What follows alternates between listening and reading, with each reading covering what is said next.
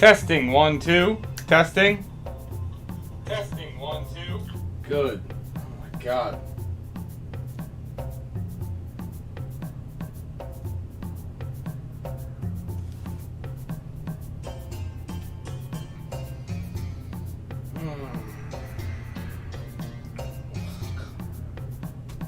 That did not just happen.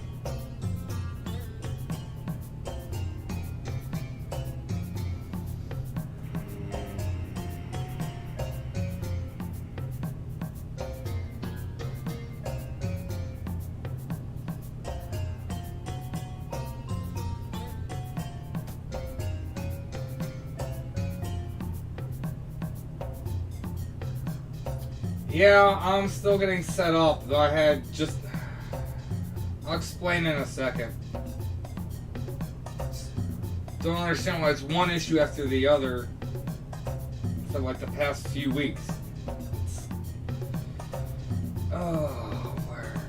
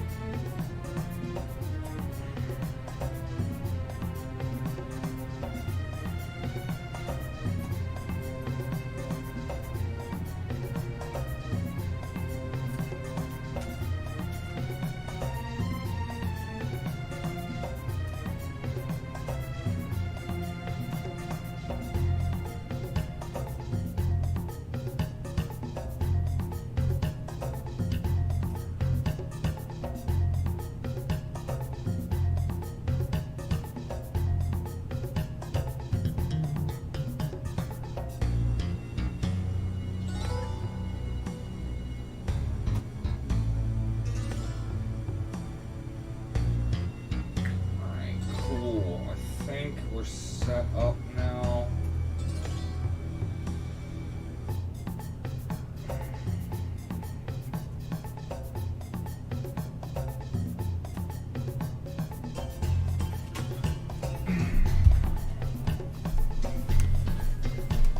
Alright, that was super annoying. I was like super prepped to have this stream go, and then Streamlabs, for whatever reason, I think it updated, wiped out like my stream key. So I had to go get my stream key and everything to redo that, and I've never seen that or had that happen before. Like I said, it's been a frustrating day. Although hopefully getting Tizona will make it all work.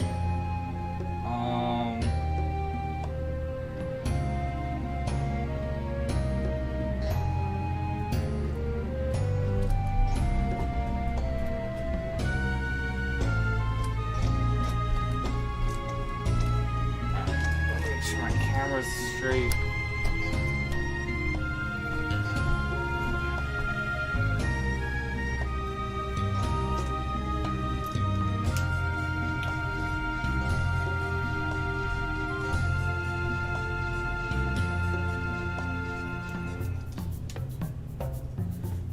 I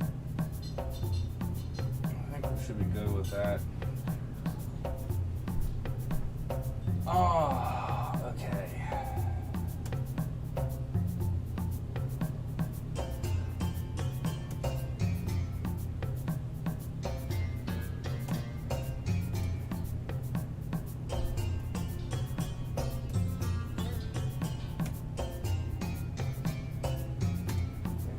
Closed. I think we're finally good. I'm only like 12 minutes late.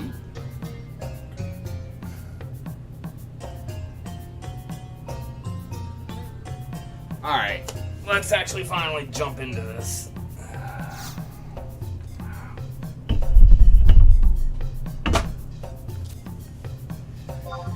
Oh, man.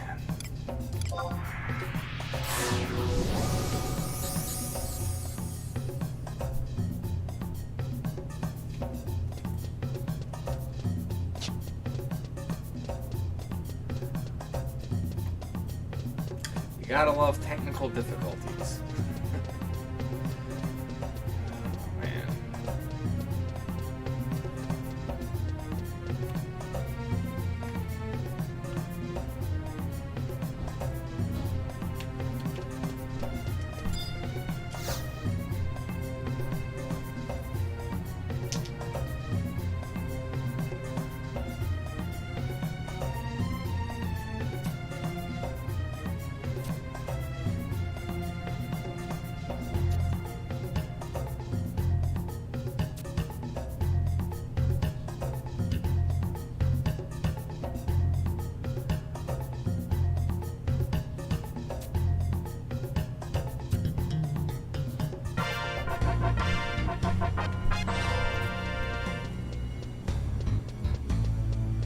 you're welcome, Seth. Thanks for supporting the channel.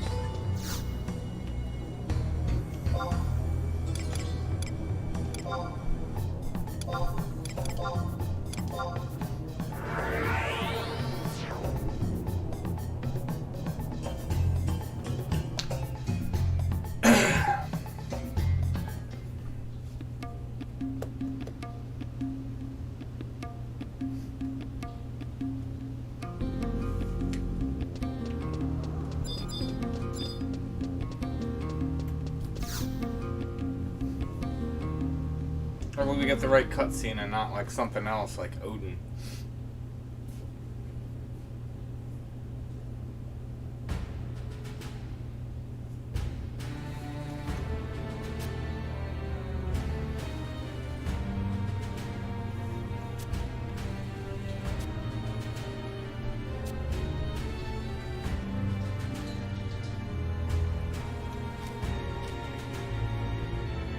Hello, Keith75. Welcome to the stream.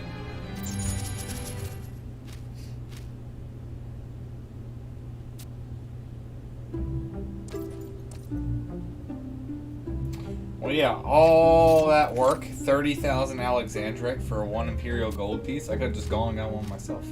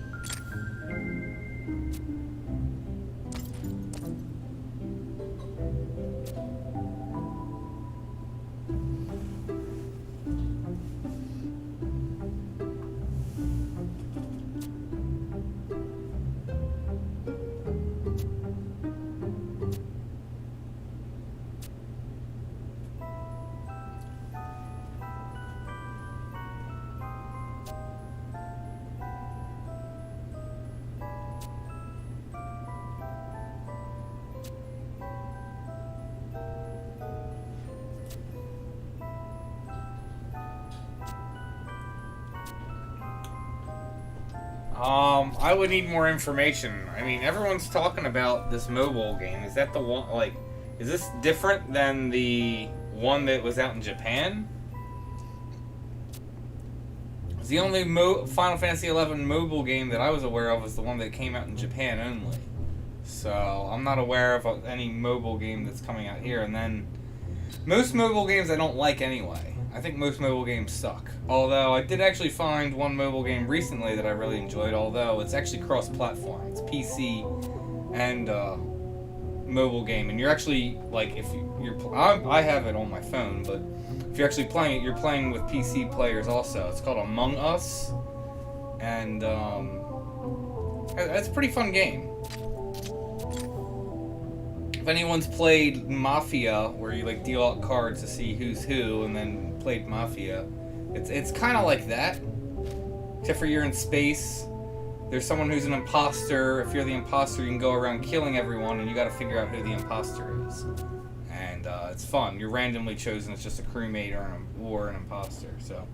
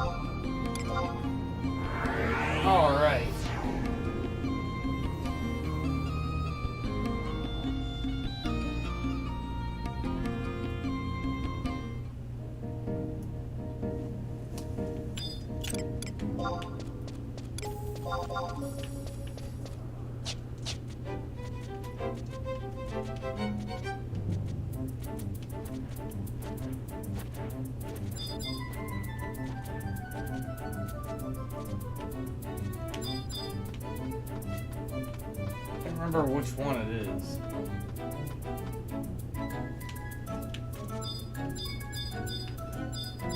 Was it that one? No.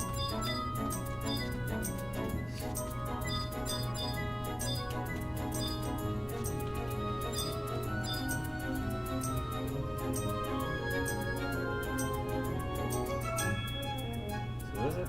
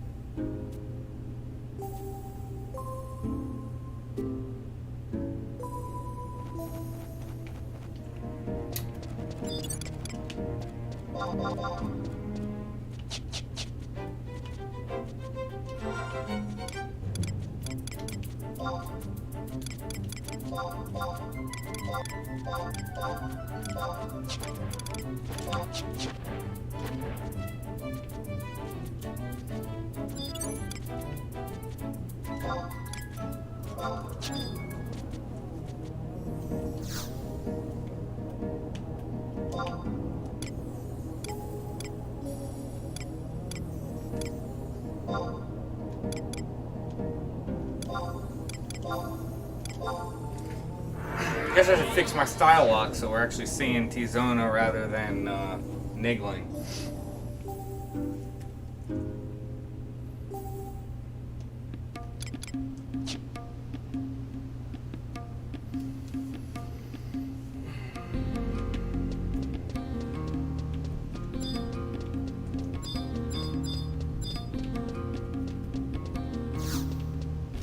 Do it nizzle since items are still loading.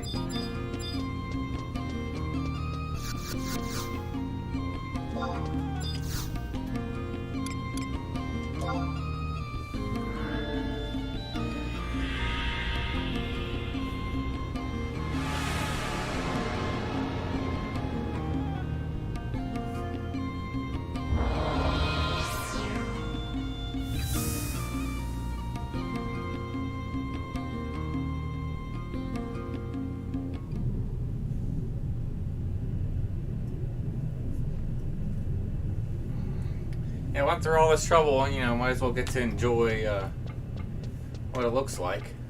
Even though I've still got a lot of work still to do to make it usable.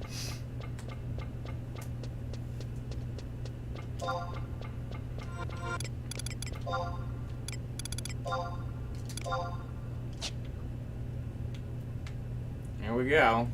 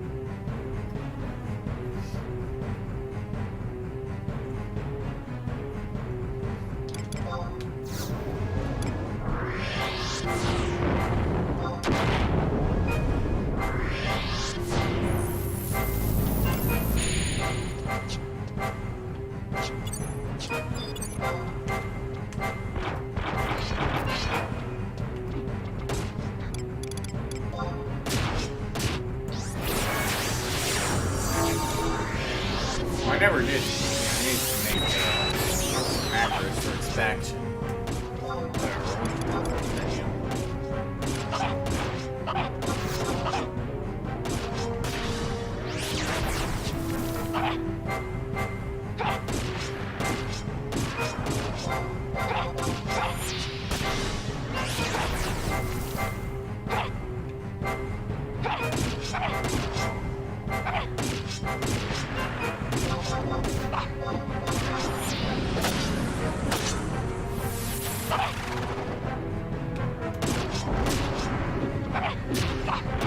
Really?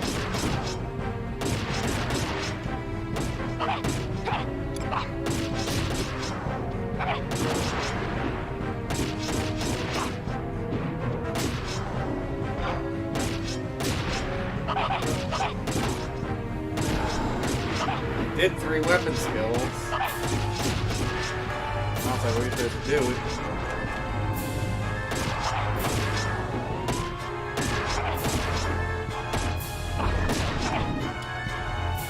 So let me get naked so I can get hit to gain TP. Actually, I do have TP.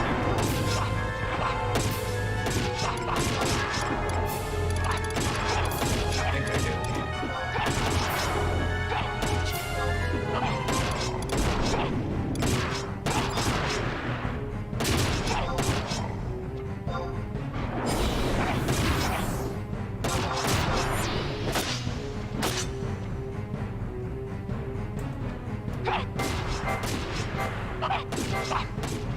There we go.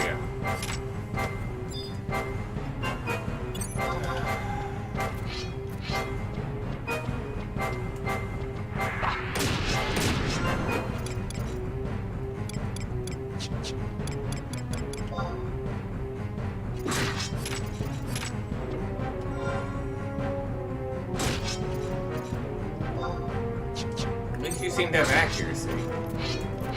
We'll get TP and then wait.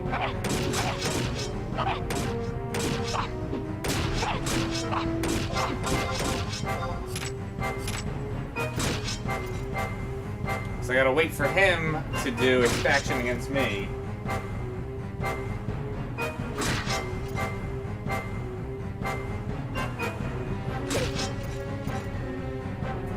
Now you still needed to weapon skill the Hydra 3 times, which that was 4 times, I don't know why. Each time you do a weapon skill, you're supposed to take a head on, so you're supposed to do it 3 times. Yeah, it says, in the battle against single foes, a hack will lose a head for each weapon skill performed and will disappear upon losing all 3 heads. This weapon skill doesn't count. It says it needs validation, but criticals may also remove head. You must main hand your stat with Mythic in order to do damage. Does not possess region. It says after he's defeated in the sky,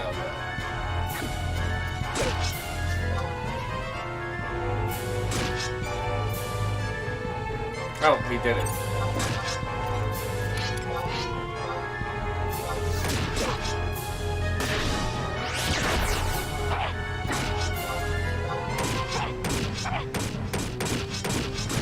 That's a lot of damage.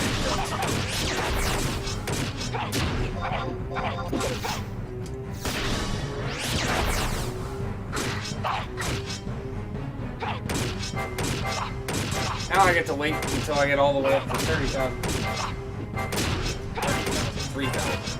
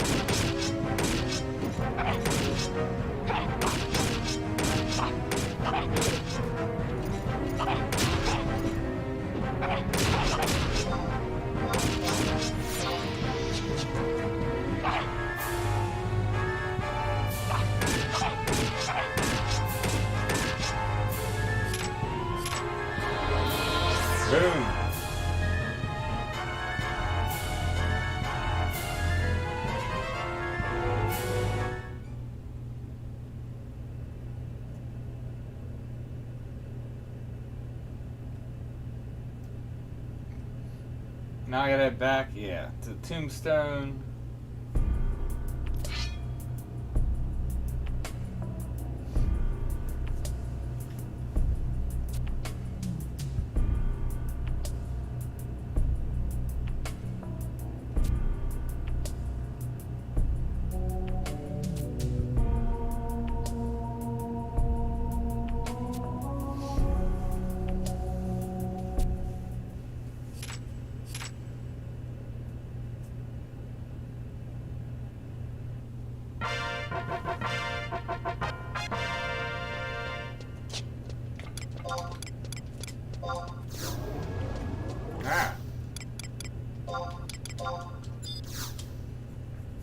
Alright, let's go get the actual Mythic.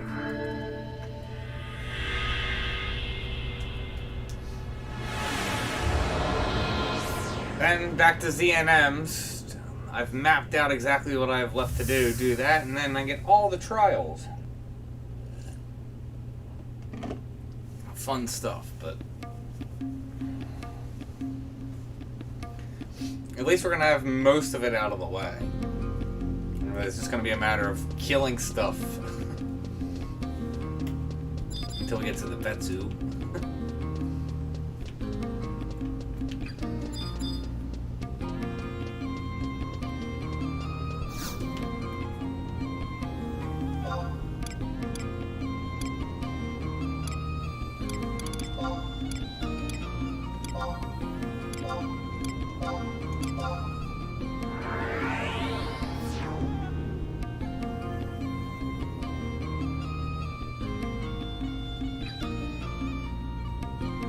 Wait, what? I think you might have been the only one. Was it you counted how many times your character inhaled and exhaled to know when my next attack was? I don't exactly follow what you mean,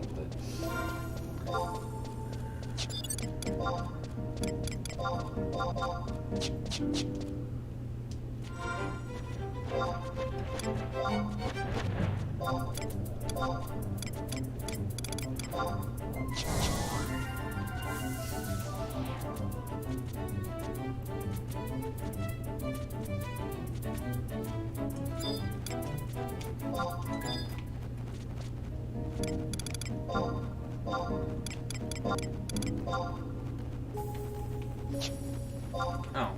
I thought you needed to trade it. He said talk to it with it in hand. Cutscene. I thought you were supposed to trade it. Now, there we go.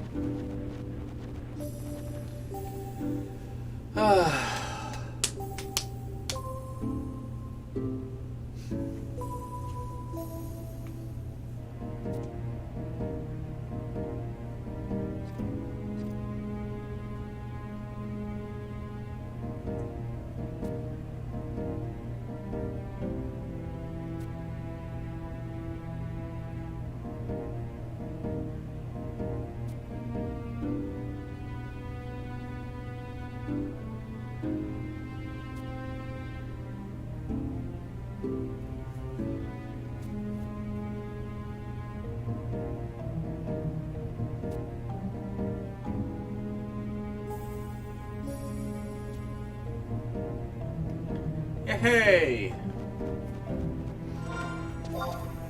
So now it... Wait, I thought it...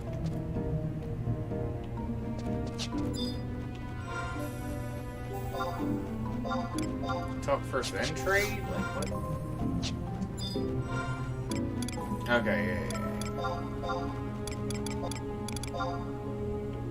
Okay, so you need to talk first, then trade it.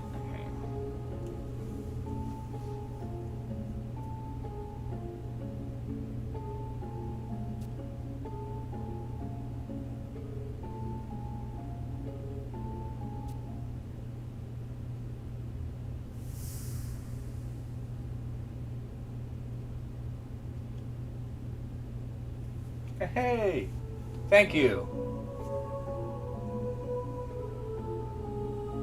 Hey, like back in the day, yeah, it definitely took a while for swings, especially if you're using a two-handed weapon. I remember, like, Dark Knight, you're like, boom.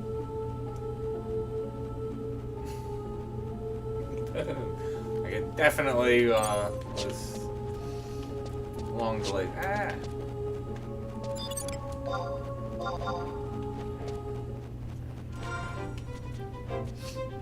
I will leave weapons off because I need weapons off to go back to the palace. So.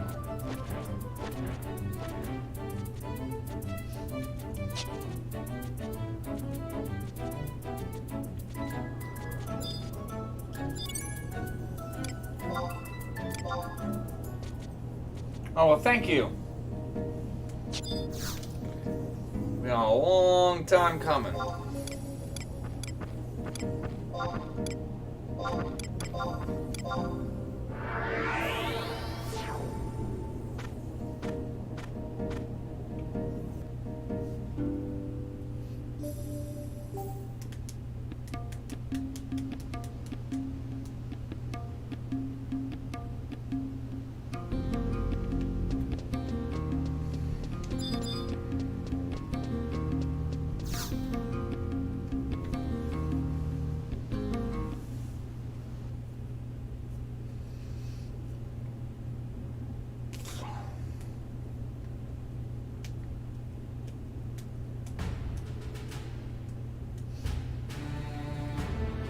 Well, thank you, everyone. It's great to finally be done the making of it. Now, like I said, I just gotta go through all the upgrade process.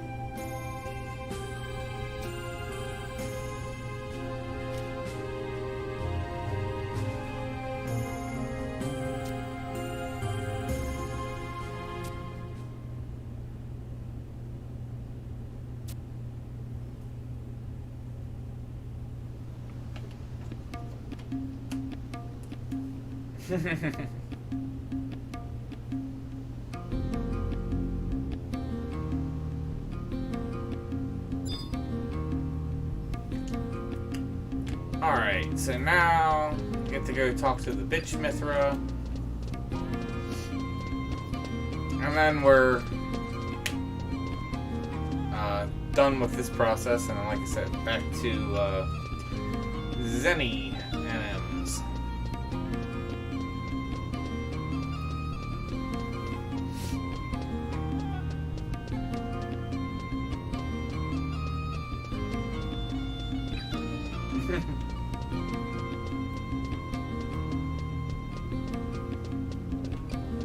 Sure, there's more you can come up with, like the auto-translate to fit in there.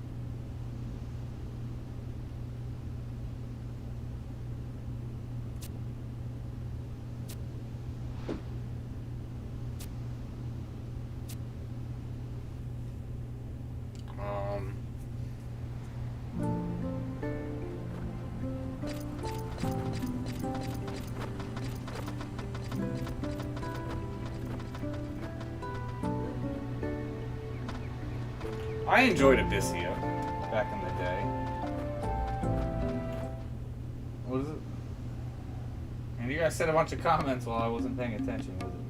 Hearing used to seem like the unattainable and pretty pro. I thought Empyreans were always easy until you got to the heavy metal plate step. Heavy metal plates was annoying, but yeah.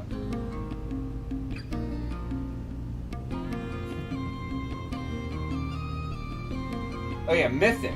Okay, yeah. Mythic's a royal pain, just because it's just so many things.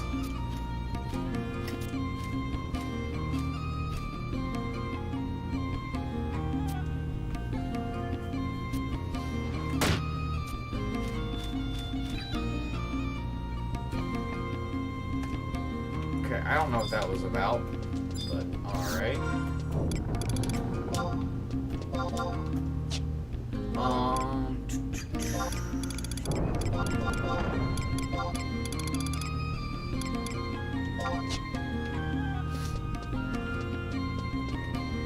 Oh, really? It didn't style lock the Tizona? That's lame. I guess maybe because it's technically a different weapon now. You can always switch it back.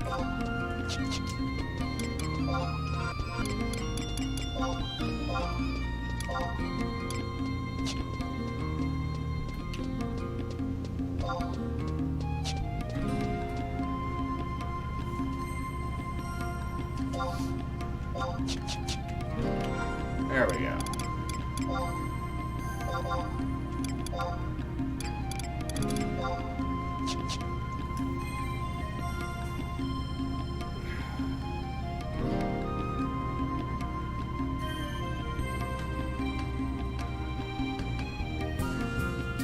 Yeah, that's true. I do wonder too, because I'm sure most people are just trying to spam through the chat. I've been enjoying going through, you know, college level with the second character and actually reading the content.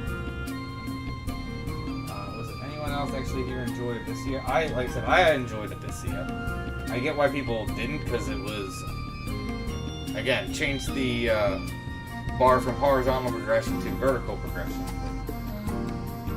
Enjoy this training. Don't get me wrong, I'm very glad to be able to see what else is. Yeah, it is a lot to try and do all this stuff. Right. Hold my spreadsheet.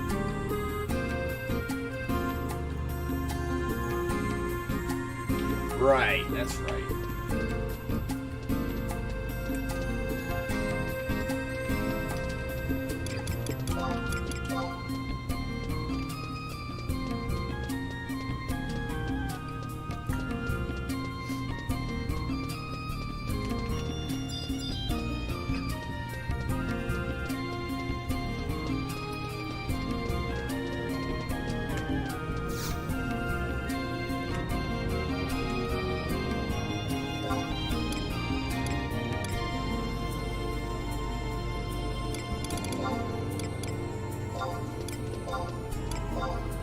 And that was always the thing. It was like, you know, just go spam out your stuff for, like I said, so people aren't waiting. Like, go back and, you know, view it and read it later. How many people actually went back and viewed it later? Like, none.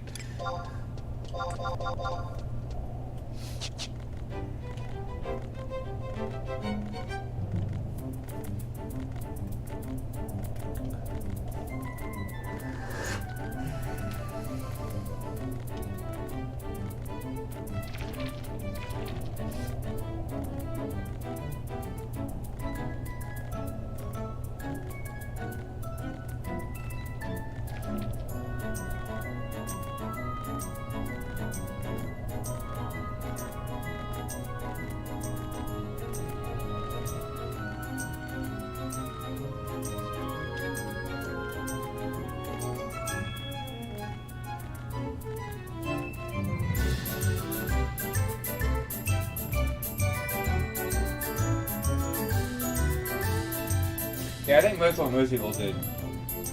Try to go back and play stuff. It doesn't. Yeah, it definitely doesn't feel the same. It's definitely something when you're doing it in the moment instead of going back and watching it again.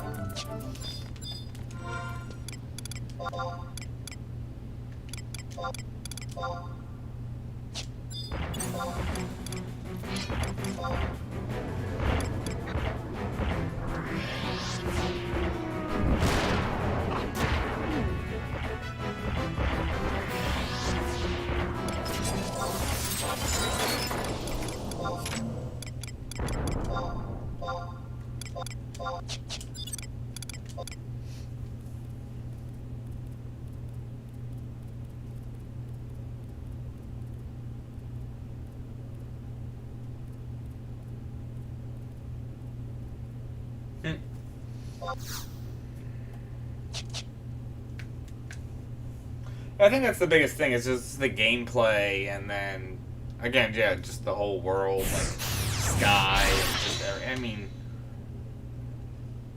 you don't see many games even close to the size of this. Just like this, each zone's big, there's just so many zones.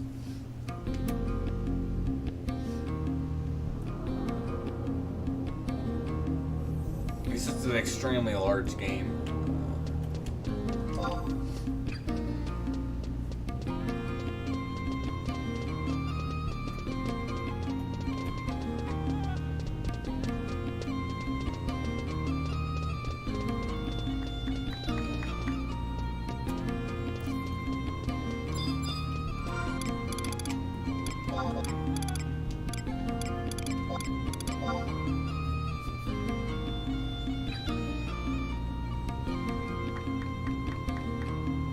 The hardest part of gearing up blue. I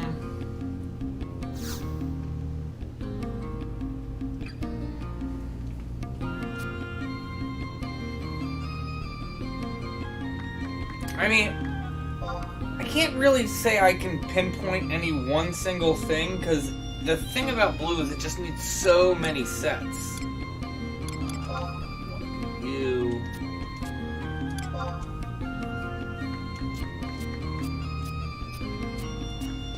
Just it needing so many sets, and then I think probably just figuring out everything you need, and I still need stuff.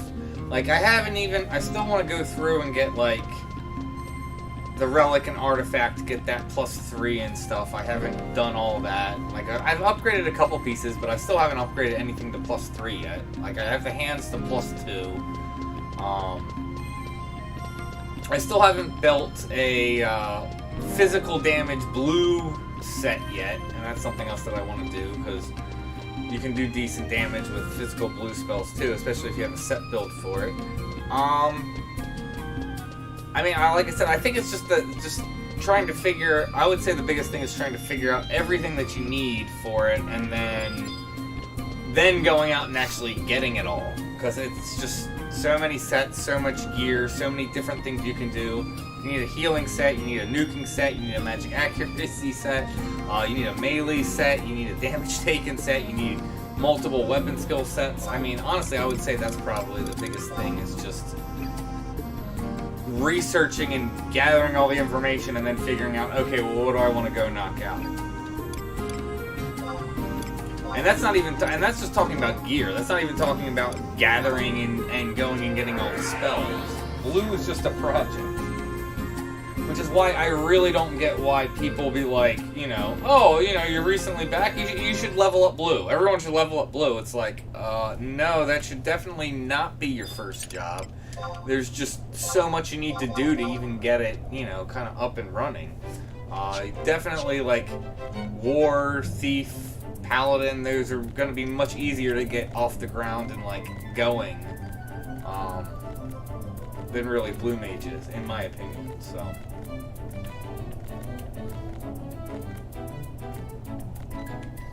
Takes you back to junior. You don't expect to flow on other attacks like that. No, okay, so for the elemental attacks, the best thing that I recommend that you do is go to Alluvian Skirmish. Go to Alluvian Skirmish and try and take the mannequin fragments, so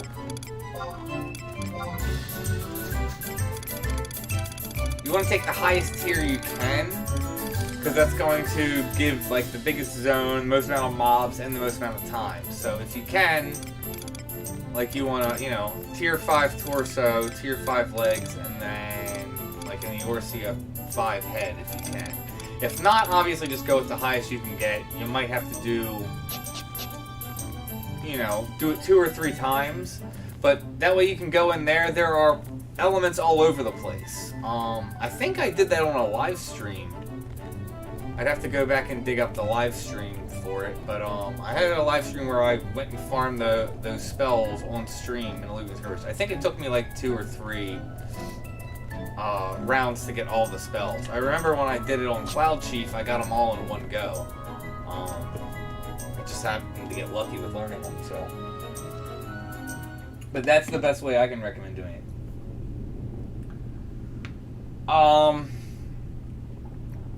I mean, you could do Sam first. Again, it's the problem with doing a melee job, and I mean that would obviously go with like War 2, is obviously coming into it, it's going to be a while before your top end. You can get it so you can start doing stuff without too much difficulty, but you're not going to be like going and doing VD Ambuscades, and you're not going to be like the first DD pick for, you know, like going and doing Dynamis Divergence and stuff like that. But both Dancer and Sam would be, they're decent choices. If anything, I would say possibly Dancer, just because Dancer has more survivability. Able to cure yourself. You can obviously choose different subs that you would use for that situation. If you really need more survivability, you can always sub Ninja, so you're getting shadows plus curing yourself. So if you don't need it, you just want more damage, you can sub War. So probably for a new player, first job, if you want to recommend between Sam and Dancer, I would say probably Dancer would be a good starting point. But obviously, do all the jobs that you want. I think that's one of the best things about this game, is that you're able to level each and every job if you want, and yeah.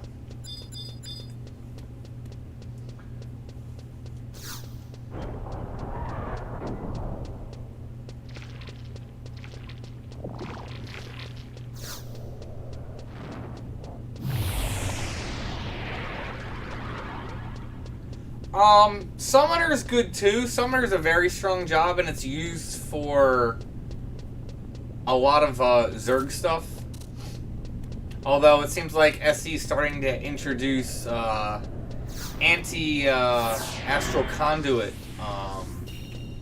stuff in, where it's like you'll do normal damage on your first blood pack, and then your next if you like don't wait like 20 seconds, your next blood pack's going to be reduced damage and just gets reduced further.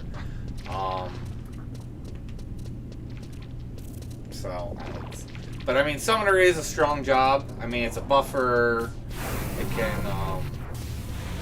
can do ridiculous damage. I'm going the wrong way. Yeah, it can do ridiculous damage spamming conduit, and honestly, like a lot of content you can still use it on, so it's still very relevant. But again, I mean, getting any job top end is going to take a lot. I want to gear up Summoner on her, but I'm not going to make a... I want to see how well I can gear up Summoner without a Nirvana. And considering cloudchief has Nirvana, I think it'll be a good comparison to see the difference between the two of them. I'm going to do that at some point.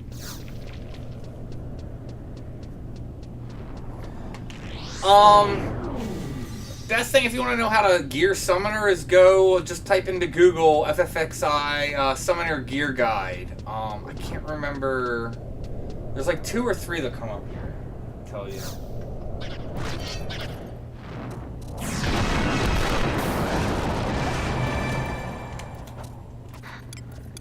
Let's just keep these guys down.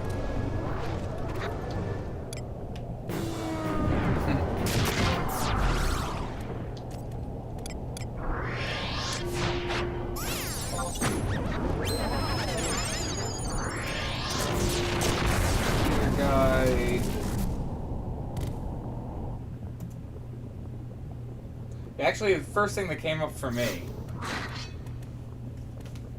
Come on, guys. Keep coming.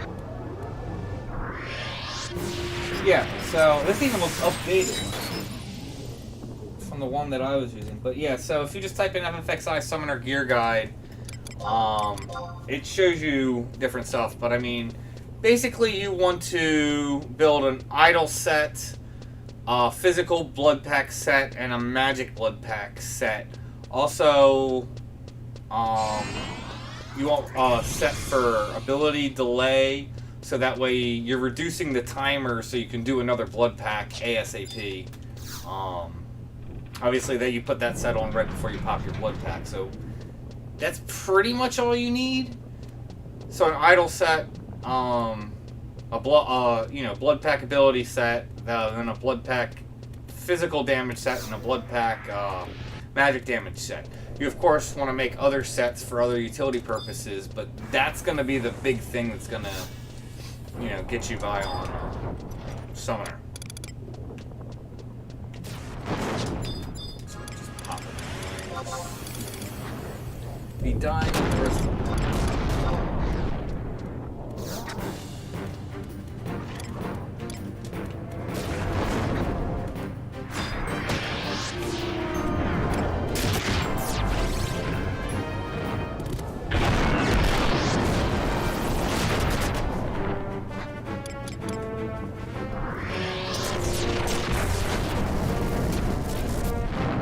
Hey Justin, how's it going? Welcome to the stream. Oh, it's still flat. Oh, is that to, that's to pop the,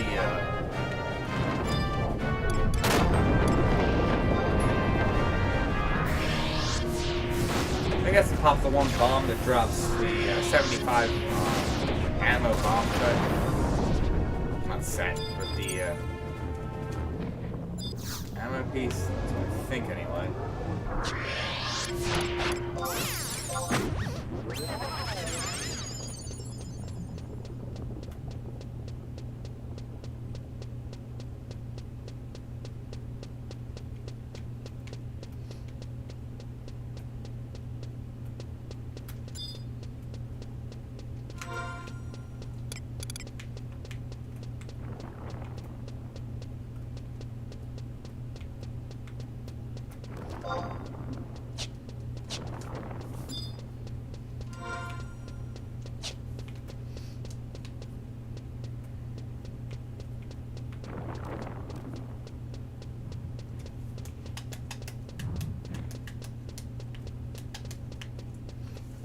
Pull up my spreadsheet.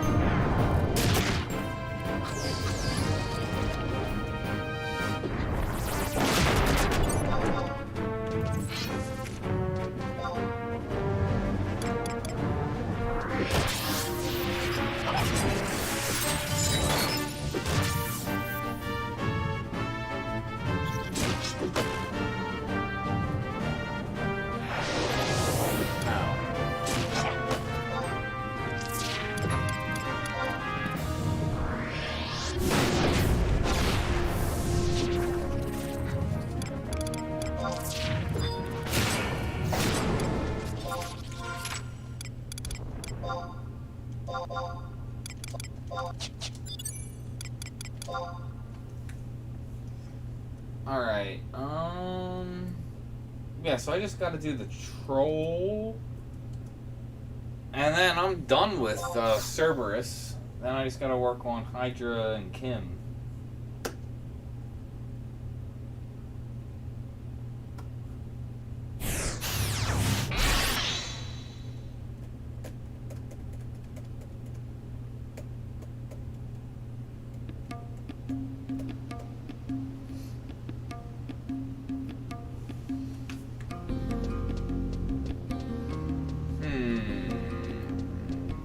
gonna go switch to Black Mage sub. Being able to just warp myself rather than relying on my ring, I think it's gonna be better.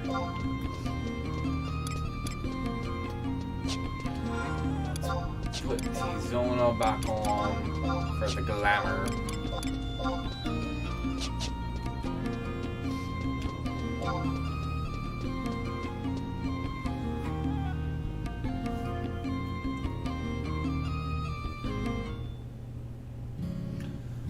Rune can DD, but Rune's mainly used as a, like, evasion magic tank. Obviously they can physical tank also, especially if they have their, Ergon weapon. Then they're, like, ridiculous.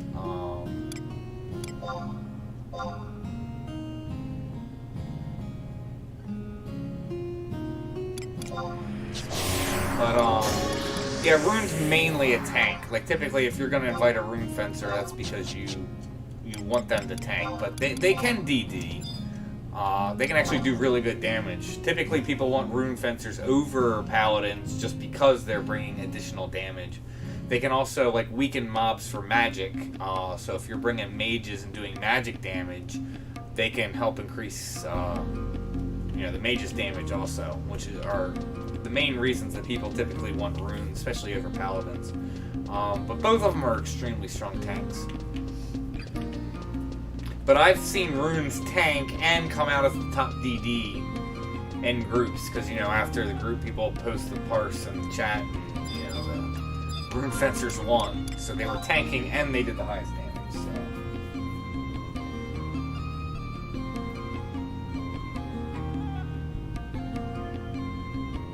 Why do my pulls give you anxiety?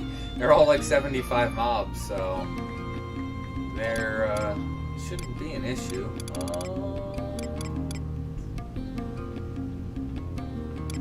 Where?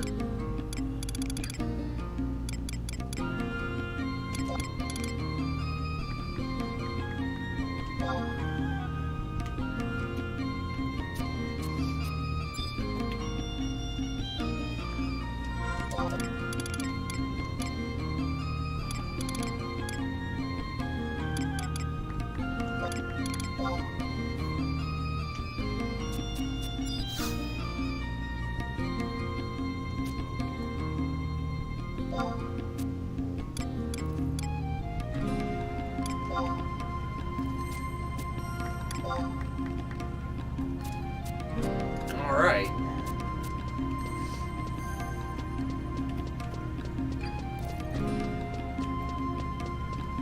This is the last NM I need, then I'll have all the Cerberuses I need for the trials.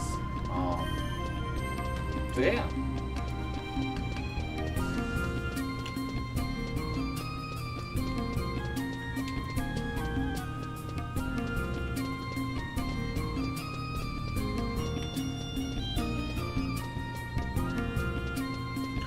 Okay, I'll do extraction next time I do a weapon skill on a mob.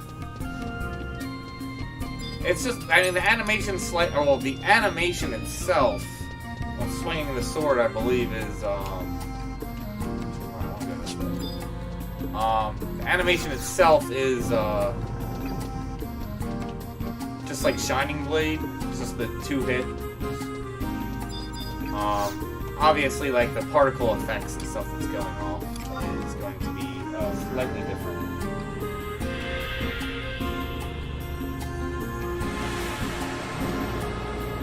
Recycled animations.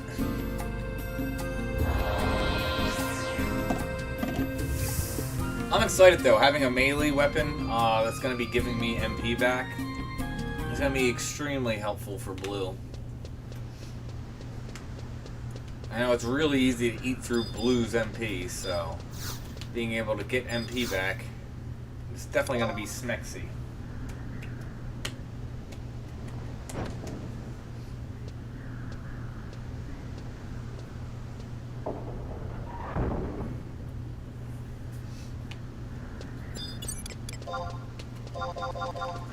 I mean, if I can make a recommendation, since you're saying you can't decide what to play first, and this is, like I said, just a recommendation, would be to start with Thief.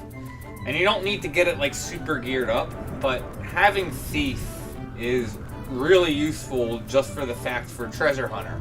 It's easier than to get gear that you want for leveling up other jobs. It's much easier to make money and farm.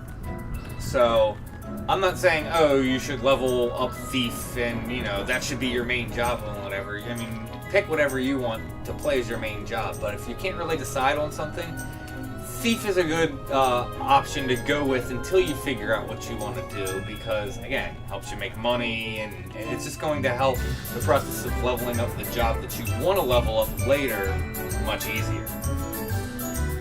That would be my recommendation for you. And then when you figure out what you want to play, go ahead and play that. I definitely think everyone should play the jobs that they want to play. And some people are like, oh, I don't know what to play, and then people make these suggestions to be like, you need to play this. I think you should play what you want to play, but Thief is a pretty good, like, transition job. Especially, I think it's a pretty easy job to level as your first job. It's not too hard to get geared up so you can do a lot of endgame content with it and still do decent damage. Like the dagger from Ambuscade, was it the Tarlet? Really good weapon. A lot of people can use it. Thief gets a lot of use out of it. A lot of other jobs get use out of it, so that's like a good weapon to have, to make, and then you can make a lot of use with Thief, and then if you level any other jobs that use daggers, they'll obviously get use out of it too, so.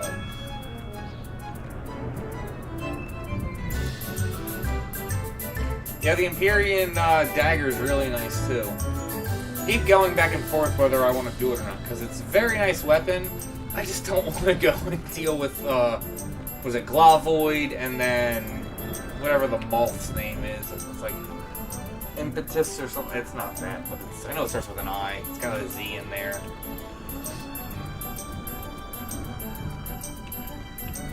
They're just super annoying mobs to farm is all.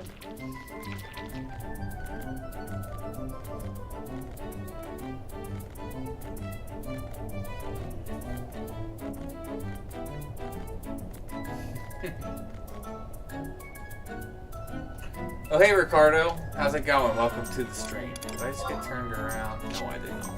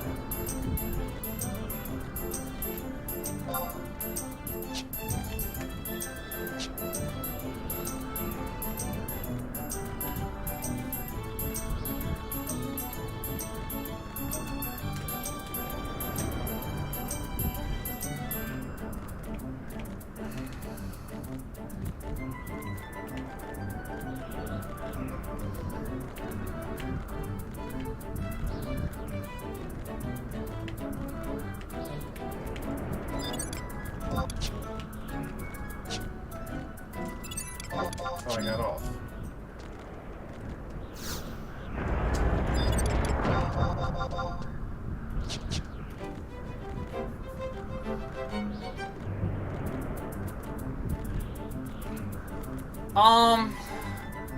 No, I would say that. I would say that this, you know, this game doesn't get a lot of viewers. This is a very niche game. The people who are fans of it are like super fans of it. You don't really get too many casual Final Fantasy XI players. But no, I mean, considering this has been the bulk of my content, like right now I'm about, was it 6,000? Like 5,000 or 6,000 subscribers. I get about 100 a month. And right now, most of my content is 11. I'm not really putting out other content. I'm gonna start doing other content in other games some point soon, but yeah, 5,300.5 subscribers. Like I said, this is not a super popular game, but it's a very, like I said, niche game. And the people who are fans are really, really big fans of it.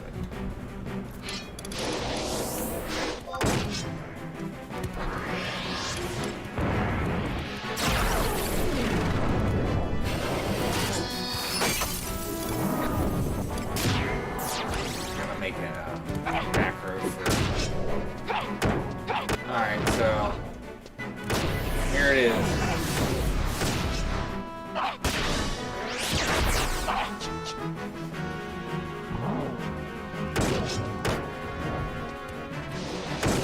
That's what I think it's distortion scission. The properties of it. Let's see.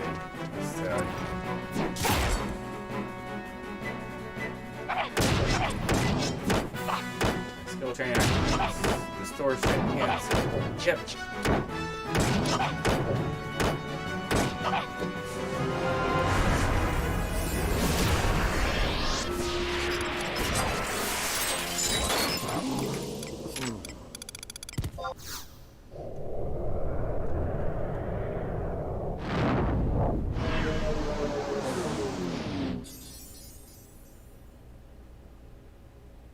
Oh, thank you. Well, thank you, Bart. I appreciate it. Happy to finally have it done. Like I said, still have all the trials to grind out. But hopefully it won't take too long. I am on Bahamut. That's the server I'm on. Yep. I even have a video talking about Azura, because I left it because it's nothing but, you know, mercenaries, RMT, and, yeah, noobs.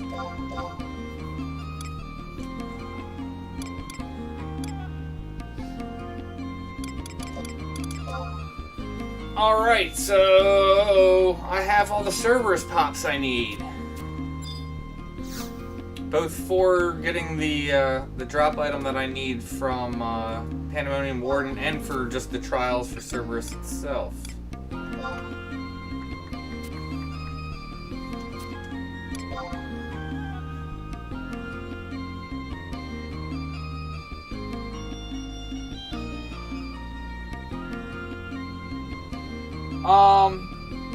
You can actually get... Okay, so the Admir sets are actually curse sets. So you just need to get the abjurations, which you can either, one, get from doing domain invasion, which is really easy to do, and then you just have to buy the actual cursed piece, just like if you used to play in 75 days, how you did that with cursed gear before. Same exact thing. So you can either go and farm in Estia Sky for the abjuration or prayer. Oh, wait a second. Oh no, I know where I'm gonna go now. So you can either go farm that, or you can just spam out domain invasion until you have enough points, and then buy the abjuration, and then just buy off the auction house the curse piece. Bam, you have the piece. Herculean comes from NMs from Ryzen Jima, but you can also get the Herculean gear from again, domain invasion points. So you can spam out domain invasion and get it that way. That would probably be the easiest thing, although that's going to be like 2 weeks worth of domain invasion to get pieces that you want, maybe even longer. But let me catch up on chat before I jump out. But yeah, like I said, considering they added those two domain invasion, those pieces are not hard to get at all. No, Herculean, like I said, is Ryzen Jima, not Zata.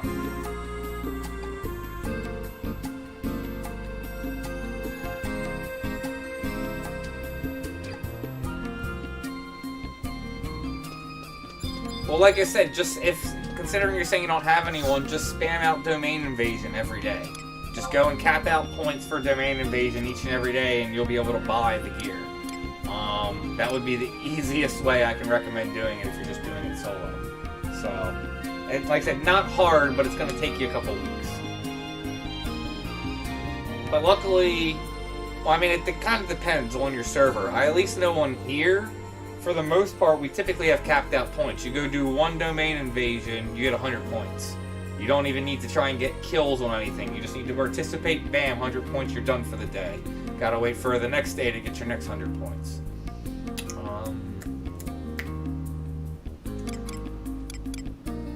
Where am I trying to go?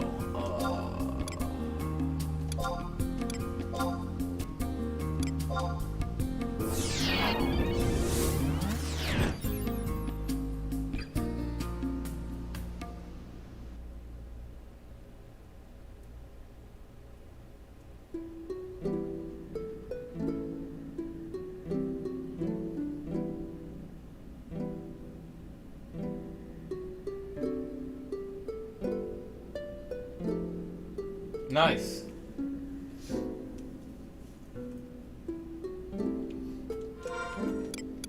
What is the main point of that? That's Thief, isn't it? Isn't it Varja Thief?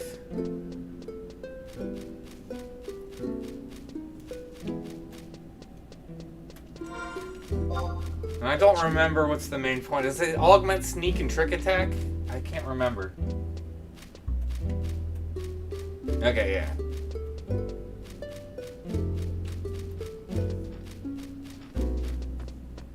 I'm just trying to remember what was the main benefit of that weapon, because I know, excuse me, every Mythic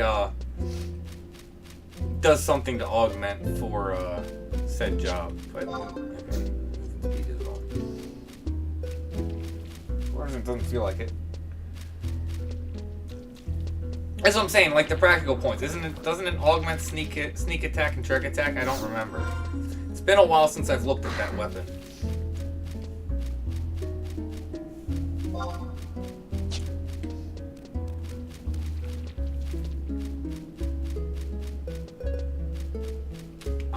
I don't think this Volume 1 sucks this month. It's pretty easy. You do need to make sure you're working on the mechanics.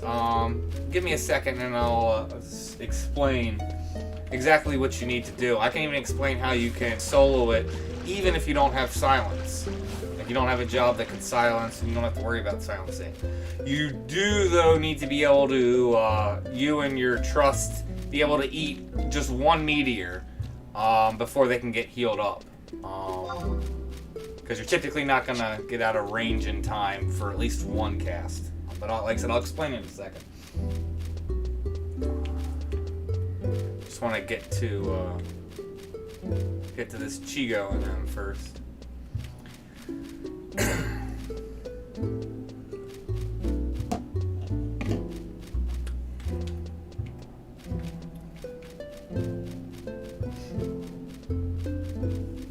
Alright, so for this month's Ambuscade, what you want to do is, you go in, you buff up, like normal. Whenever you're ready, you go ahead and pull the Mega Boss. Typically, if you're in a group, you want to pull it back to the corner. You want to then start on the Devout and push him down until he invincibles, because that way you don't want to deal with invincible. So force invincible, then jump on the Berserker. Kill the Berserker, then after the Berserker's dead, jump back on the Devout. At that point, this shield will drop on the Mega Boss. You then want to jump on the Mega Boss. Ideally, you're going to want to push the Mega Boss's HP down so it forces Benediction before it's about, I think, 30 seconds transpires. After 30 seconds, he's going to put that shield back up again. Once he has his shield back up, another Devout and another Berserker is going to spawn. Basically, that cycle is going to keep repeating until you force Benediction. Once you force Benediction, he will then spawn a Black Mage mob. At that point, after he summons the Black Mage mob, you essentially have two options. You can kill the Black Mage mob, and if you do, the Mega Boss starts going like berserk. He will just keep spamming over and over. Well, first he'll do a draw in and do a TP move that will give you everyone, what is it? Virus? Is it Gravity and Virus?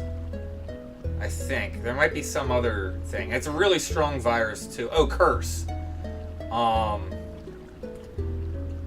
think, yeah, you get Gravity, a really strong Curse, and a really strong virus. Also, anyone who gets hit with that move does get their hate reset. So you can play with that if you're in a party any different number of ways. The best way we found it, in the party that I was doing VD with, was we let everyone, I was the tank, but we let everyone except for the White Mage get hit by that, because the White Mage really wasn't doing too much curing up until that point. So that way, as soon as I get my hate reset as the tank, and as soon as they pull my curse off, which they're pretty fast on, I can like Voke and pop another JA, and I would have hate back. So at that point, you know, the white mage would remove virus, everyone else would get prepped up, and at that point, everyone's range attacking. So you would need range attacks at that point. Well, you don't need it. You could have DDs going in, but the problem is, so he does that first TP move and that hate resets. Then the TP move he does after that does a massive AoE and does decent damage that will petrify. So basically the white mage just needs to keep removing petrify over and over and over again. You can have melees in, but again, they're going to have to cure and remove petrify. Also at that point, the only time that the Mega Boss's shield's down is when he's readying a TP move. So basically you would want to TP on him, hold TP, as soon as he gets ready to start doing his TP move, that's when you would want a weapon skill. That's one way. The other way is to leave the Black Mage alive. And this way is a little easier as long as, again, you can either keep the Black Mage silenced, because if the Black Mage does Mana Font, it goes freaking crazy. It'll cast Death, cast Meteor, and some other just nasty spells. It'll only do those nasty spells though really when Mana Font's up. So if you're in a party, you want someone who can silence the Black Mage. The Black Mage is very easily silenced. You can, like, as long as you have capped enhancing skill and even just mediocre magic and a magic accuracy set, you should have no problems sticking silence.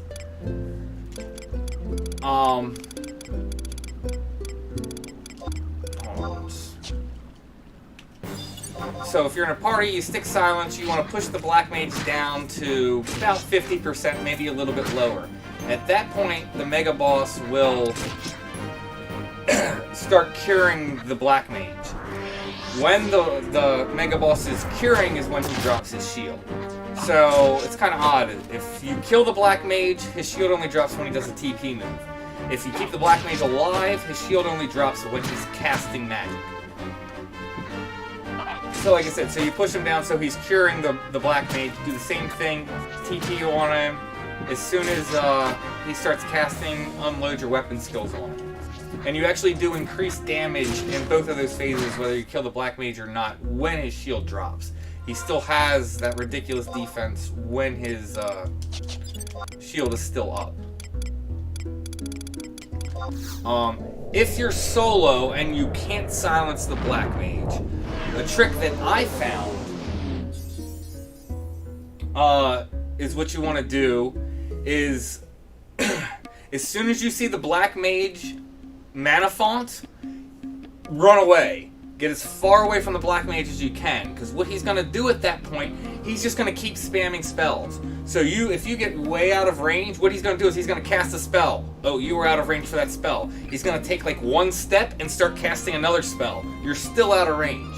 Hence why I was saying you need to be able to eat like one meteor or something like that. Because he'll get one meteor off, but if he starts casting it again, you should be out of range if you're watching and you see it as soon as it goes off. The problem with doing this, if say you're doing it solo and you can't silence that, is at that point, if the Mega Boss is still like at like 80 or 90%, you have to wait until the Black Mage finishes Mana Font and then gets in close enough so that way the White Mage can heal him to drop his shield. However, once you get the Mega Boss down to like below 60%, he will start curing himself. Hence, you can then weapon skill him at that point, and you don't need to wait for the Black Mage to get in. So that's how I found if you don't have a way of silencing the Black Mage, you can get around it. Is just run away, and again, you just keep kiting all the way across the room, and then you shouldn't see the Black Mage until Mana Font's off. Then he'll come up, and then as soon as you see it again, just run away, and just rinse, repeat till he's done. So if you don't have silence, it's a little more time consuming, you gotta sit there and wait till Mana Font wears off, and then he comes in, gets a cure or two off, he'll Mana Font again and run away. You probably have to wait for probably about 3 Mana Fonts before the White Mage is gonna start curing itself to drop its shield. if that makes sense. So, anyway, let's see what... 30% critical damage on sneak attack trigger. Oh, nice. Okay, so that's what it does. Single skill is the only dagger weapon skill with fusion, so it's strongest weapon to make light skill chance on thief. Yeah, Mandalic Stab is pretty decent. Also, that weapon skill has a 75% attack bonus, so it's best with low buffs. Okay. So does Indie Frailty and Geo Frailty stack? No. If you're using the same spell, no, they don't stack. So you always want to have, instead, so Frailty lowers the mob's defense. Typically on Geo, what you want to do is you want to find one stat and then push it up. So if you're lowering the mob's defense, you want to raise your party's attack. So Fury, Frailty go great together. Trying to remember what's... Malaise is like magic defense down, and then whatever is the magic attack up if you have mages, as an example. So that way, again, you're making the gap bigger for defense. So that's how you want to play Geo. You don't want to just stack Frailty. Hello. Was it also AM3 stacks quite nicely with Morgan's hybrid set, which is using something harder. So there's my synergy there. Makes sense. New 11 remake. I don't. Not heard of any 11 remake, and I don't think there is, but that would be nice.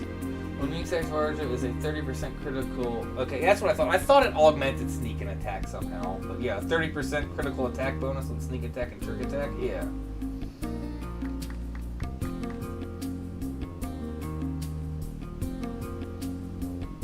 Nice. Did I trade it? No, I did not. Here, take a cheetah ray. Alright, back to my spreadsheet. So busy explaining Ambuscade, I remember where I was at. Oh no, they're done. Delete you. What's done? Delete you.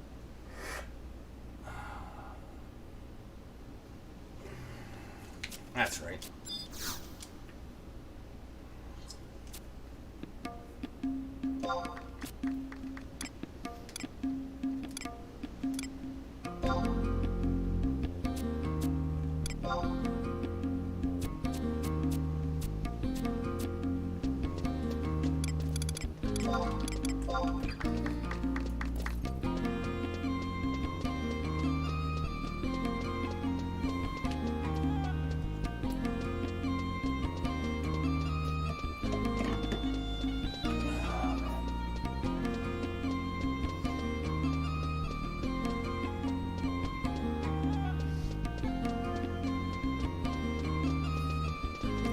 Be happy when this whole Mythic building process is done, because it's not really done until you have an afterglow, and even then it's still not done because you can augment it.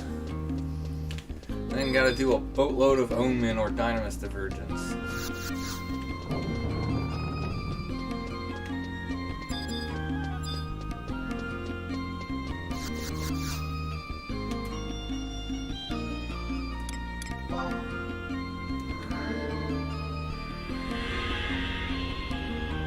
What I should have done. Gone use Unity Warp. Put in a better place and. Oh.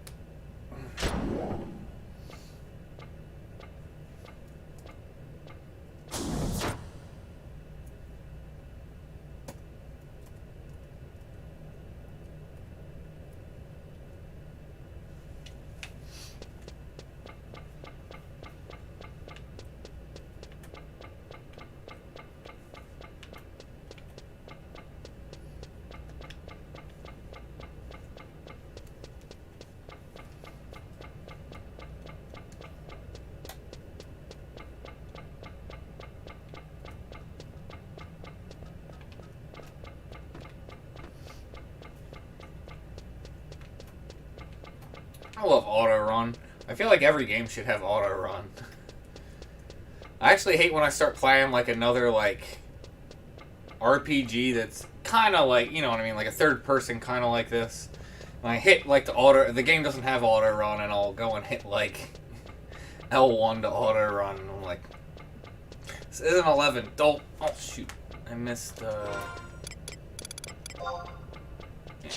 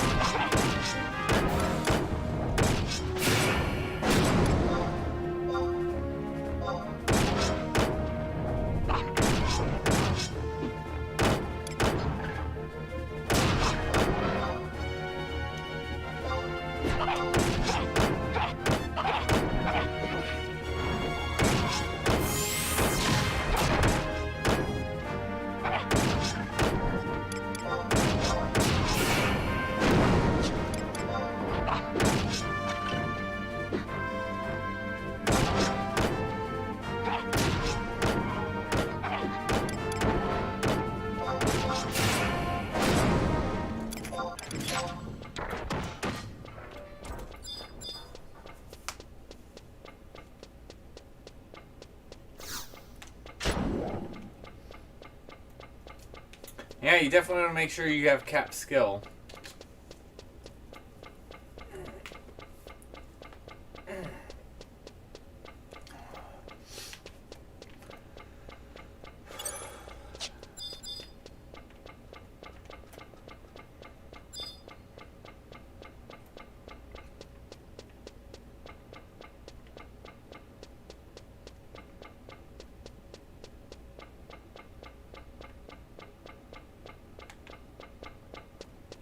Really?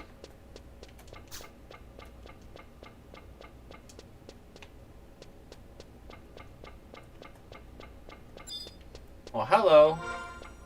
You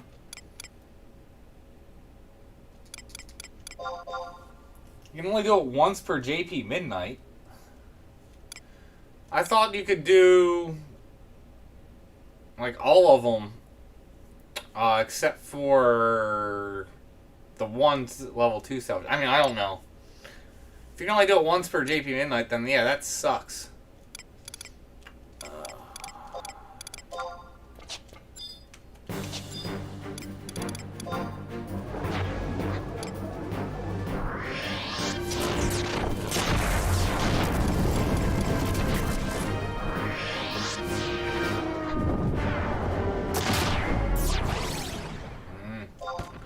Well, that's super lame.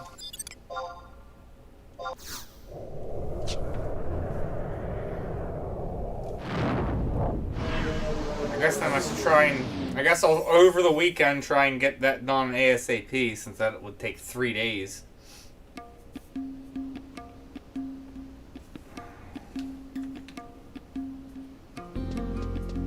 I'm hoping to wrap up this Zenny stuff tonight. So that way I can just start working on trials, and that'll be the only thing I have left is all the trial stuff. Just be able to go through, do all the kills, do salvage, then go kill Pandemonium Warden 3 times for the derps. I should go NPC some stuff for space.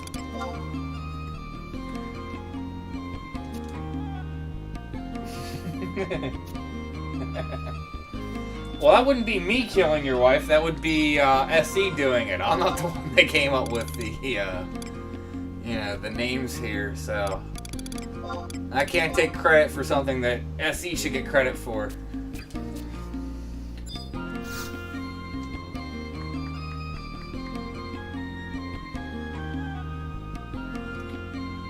So, Ambuscade weapons aren't necessarily, they can be the best, but they're not also necessarily the best. Because the thing about 11 and how I always put it is, shit situational. So it really is situational. If you're using the Ambuscade weapons and you're using the weapon skill, the trial weapon skill that comes with it that increases its damage, if you're using that weapon skill, then yeah, typically that's going to be the best weapon for it. It can also be really good and sometimes best for other weapon skills, but I mean, it doesn't completely shut out Rimas. Rimas are still just really good weapons, especially if you get them augmented to R15. However, the amount of effort to get a Ambuscade weapon is substantially easier than making Rimas, so the only hard part of making an Ambuscade weapon is really getting the pulse weapon for the final stage. And even the Kaja weapons are super strong.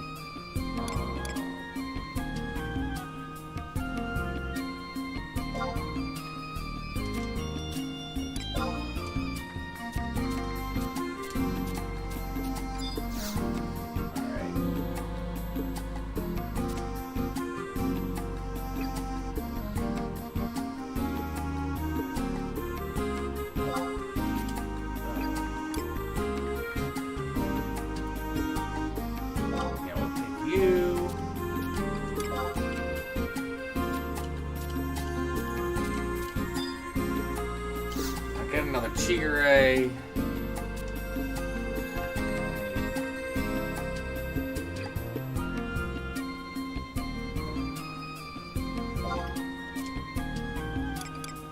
Another Cheese Hoarder. I don't need that yet.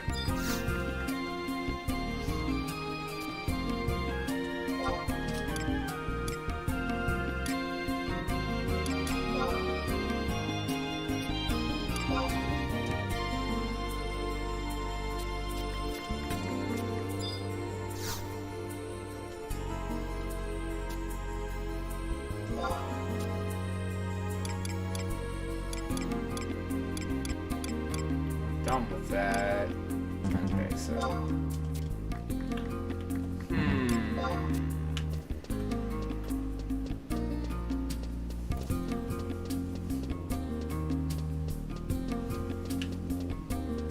Let's do this.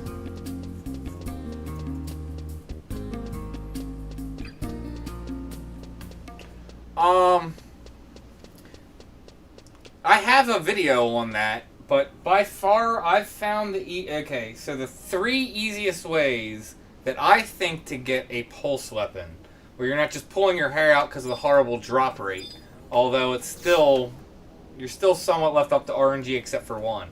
One is just to get the 25,000 merit points and do it that way. Because you're just guaranteed to get one, you just go and buy it after exchanging your 25,000 merit points.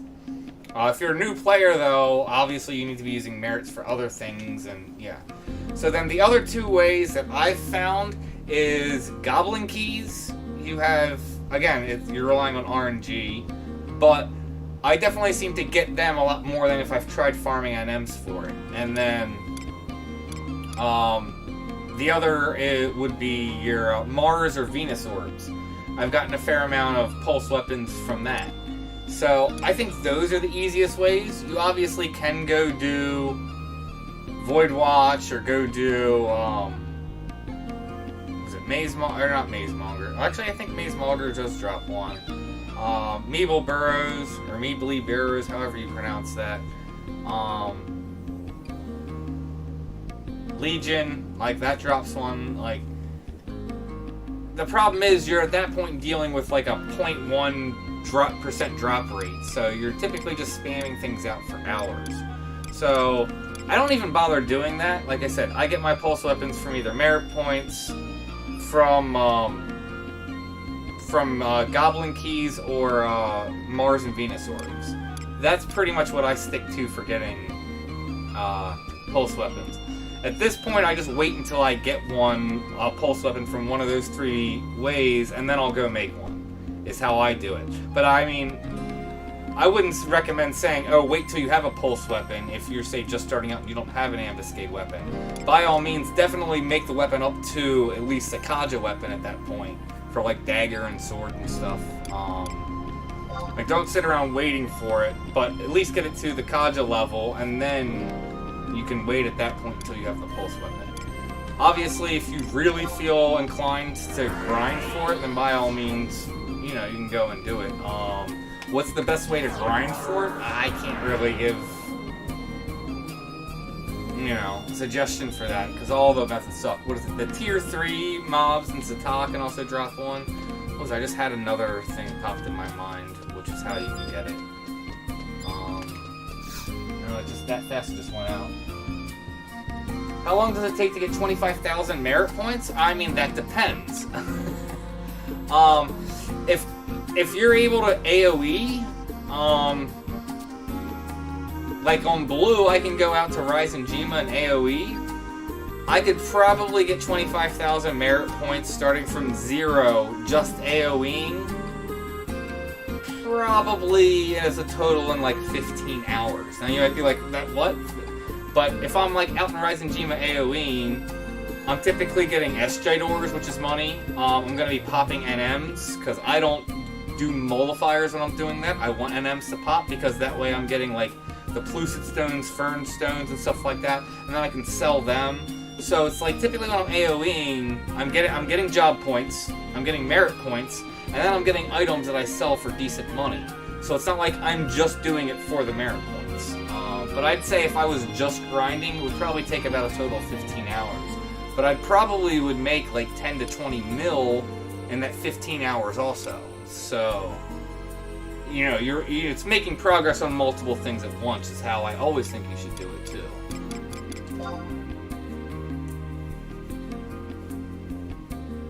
Yeah, you get one from Deeds too, that's true, but it's like what? But that's only one.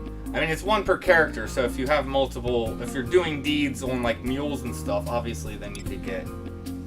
So that is another one, yeah, I'd slipped my mind for Deeds, but that's only, like I said, one per character, and then you're one and done for that. But yeah, definitely get the one from Deeds. That would probably be a really good one for your first one if you're a new player. Forgot about Deeds. That wasn't even the way. There was another one I was thinking of, and Deeds didn't even cross my mind. It didn't cross my mind because it's one and done. And I'm just... But no, definitely... Yeah, good call on Deeds, though. Yeah, it's not terrible. Like I said, especially since you're doing other things if you're doing it. But that's also... I'm using the example of, as for a new player, they're not going to be able to go out there and pull half of the mobs near Biv 3 and AoE them the way I can, because I have, you know, at this point I've geared up a blue. A new player's not going to do that. So it is something to take into account. But you can also still form a party in AoE and stuff like that. So it's... You know, it's figuring out and working your way up to it. But, like I said, that is something that's possible.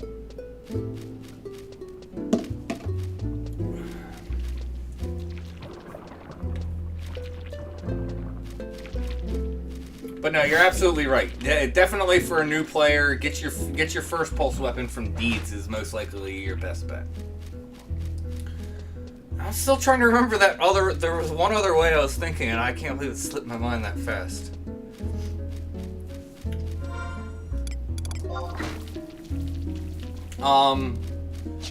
Arch Dynamis Lord I know can drop one, but again, that's a really crappy drop rate. You probably would be better off spamming out Zata tier 3s rather than going and doing Arch Dynamis Lord. But again, that's another one that can drop one. I think that might be it. Was that what I was... I think the Arch Dynamis Lord was the other one I was thinking of.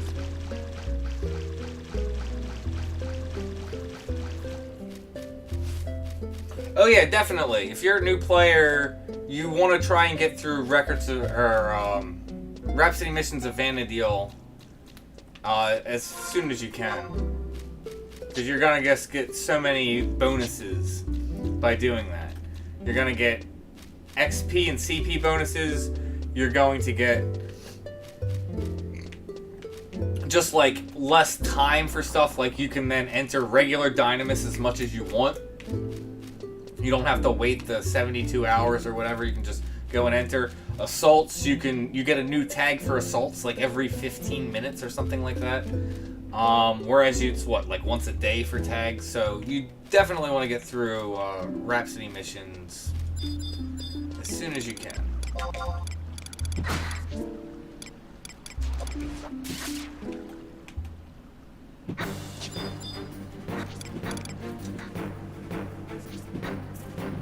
Yeah, that's the singer. That's what drops from Arch Dynamis Lord Pulse Weapon.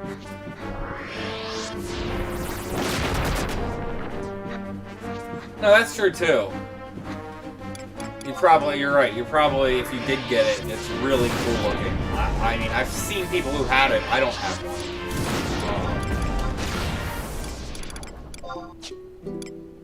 But you're probably right. That's probably something you don't want to exchange.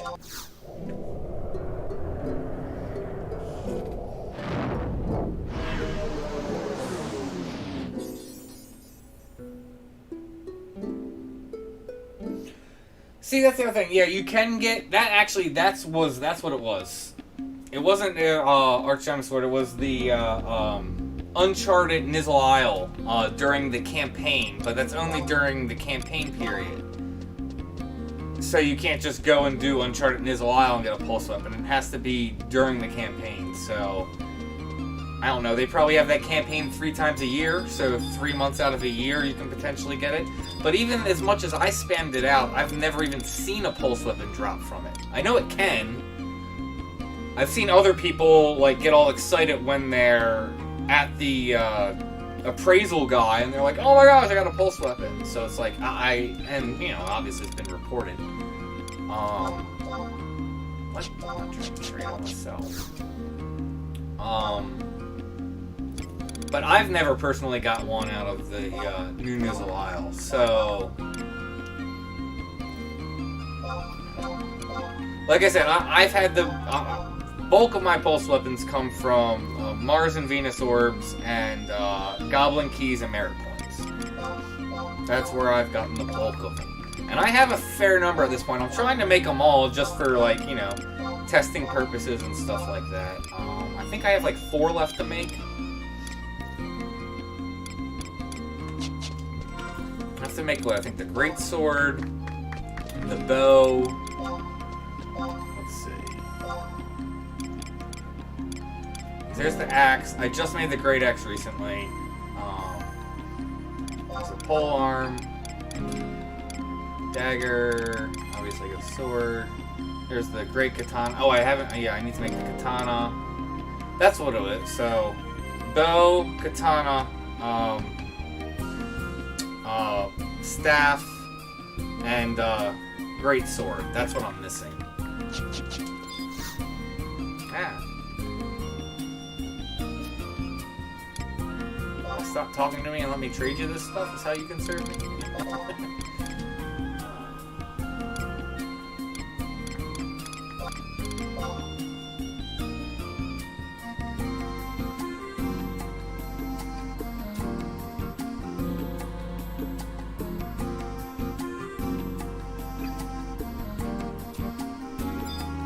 Huh, really?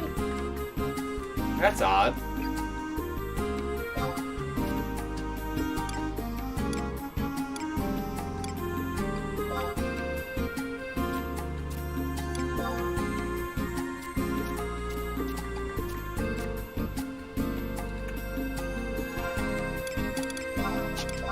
Alright.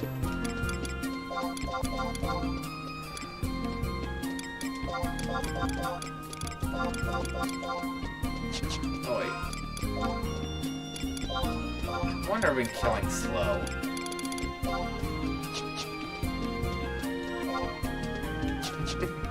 Didn't realize I still had it equipped.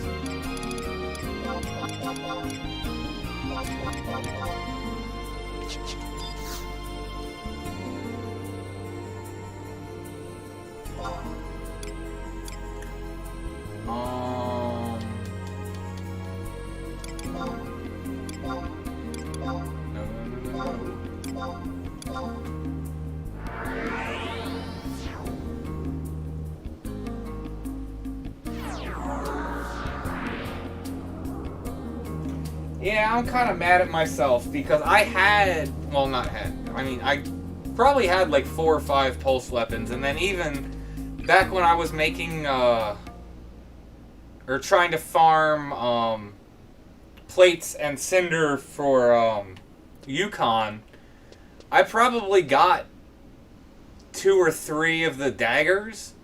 And then I was like, I don't need to hold, like, I was like, if I really want to glamour one of these, I'm like, I only really need to hold one. And I probably threw away, like, 4 or 5 pulse weapons. And then, like, 5 months later, they released the Ambuscade thing, and I'm like, are you freaking kidding me? I mean, I still had a couple, so it wasn't terrible. I was able to, you know, still had some, so I could immediately make the top tier of it once I got the items upgraded. But it was just like, really? It's like, I threw these away because it's like I don't need multiple copies of a 99 weapon I'm never going to use just for glamour purposes. I only need one if I want to, you know, style lock it. And, of course, they make it so it's, you know, you need it to upgrade something.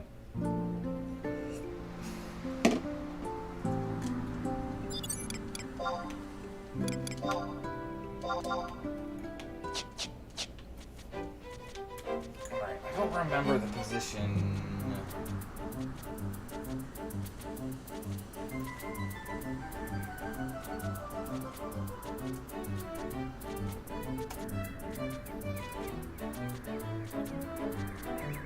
D10.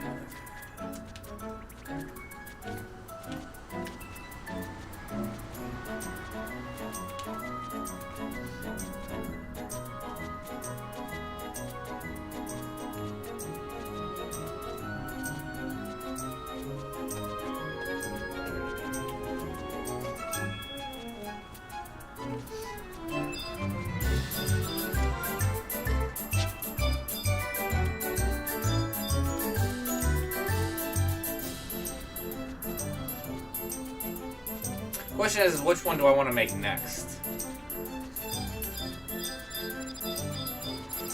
That's a good question. Probably the bow is going to be last. I mean, I look at the bow and I just... The bow just doesn't seem that useful, fortunately. I'd love if someone does have like a good use for it. No, it'd be cool. But I mean, because most of the time you're going to want to be equipping, you know, stat buffers and stuff for your job rather than, you know, being able to do weapon skill from archery that's, you know, from jobs that don't even have that decent of archery skill. And I can't see, I've never seen a ranger use it, so.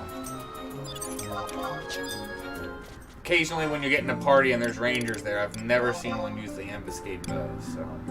Not to mention it's like low delay, so it has lower damage than compared to a bow. Typical bow you'd want on a ranger that's going to have high delay and high damage.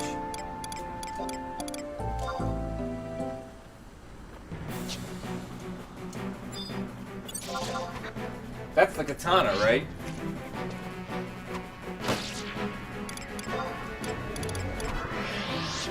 Katana or great katana? I have the great katana. Okay, it's gotta be the katana.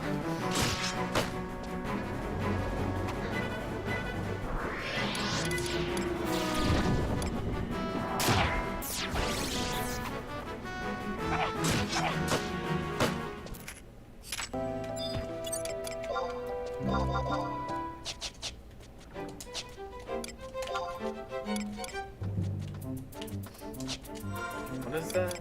I don't recognize that. Oh, ooh, don't want to go there. Don't want to zone into my muck. Is that even zone jam? That might be subterranean.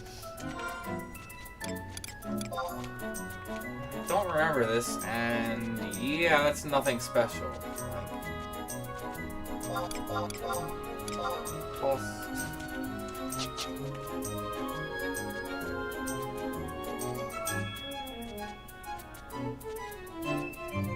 With 3,000 heavy metal plates? How are you? I couldn't do that. And how are you? Well, I guess so. You're losing 30 inventory spaces to plates. I mean, I'm sure you have them spread across mules or something to help your space, but still. I wouldn't. If I had 1,500 plates, I would stop and go make a freaking weapon. If I wouldn't just sit on 1,500 plates. And you're sitting on 3,000? What Empyreans are you thinking about making?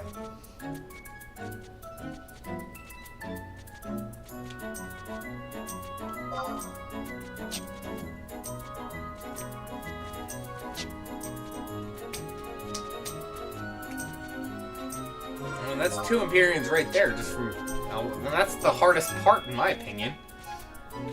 Is the plates and the... well, the plates. The dross and cinder's not that bad. I mean, if you have multiple characters and you're getting, you know, 100 per character every month from Ambuscade, that's not too bad either. But I'd still think the plates are the worst part.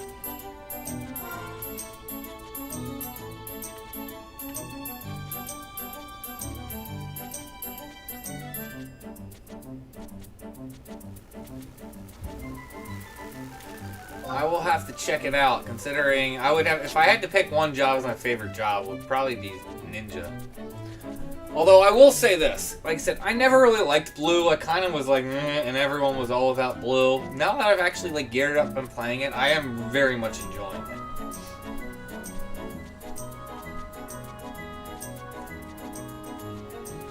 It's gonna be interesting too. I actually just started to try, because I'm using a friend's account, and then a friend had another account that they didn't want to use that they had as just like, you know, as a dual account. So I said I'll pay for that. I started trying to solo Vigari, so that way I'm using my friend's account and then their other account that I'm paying for. So now I can enter Vigari, and so I'm using 3 people to enter, and I'll start doing not just that, but like incursion and... Am I at the right spot? Yeah, this is the right spot. I guess someone was just here.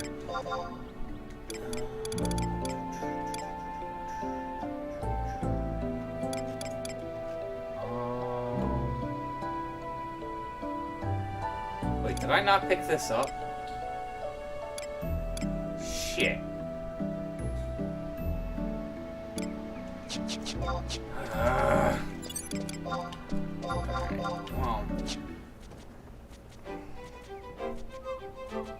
Actually, now I think about it, I couldn't pick them up yet.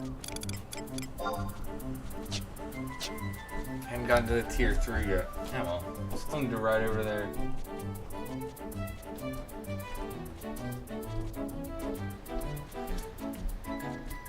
I mean, so that's what I did. So to get the Alex done, like I did obviously Ambuscade on Cauliflaw. I pulled cloudchief out, did Ambuscade on cloudchief.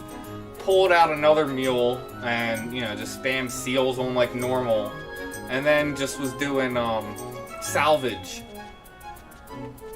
on all my characters and that's how I went from like, from like 14,000 Alexandrite to done. So I finished, I think, Sunday. So his last stream on Thursday, I still needed like 14,000, and so then between then and I think either Sunday or Monday, I finished all the Alexandrite. But it was a lot of Ambuscade over the weekend, and a lot of salvage. So I was able to do it for 1 weekend. I could not keep doing that month after month after month. That gets way too much of a grind. I'd go insane trying to like clear out all the drops on all characters for Ambuscade if you did that month after month. It's just too much.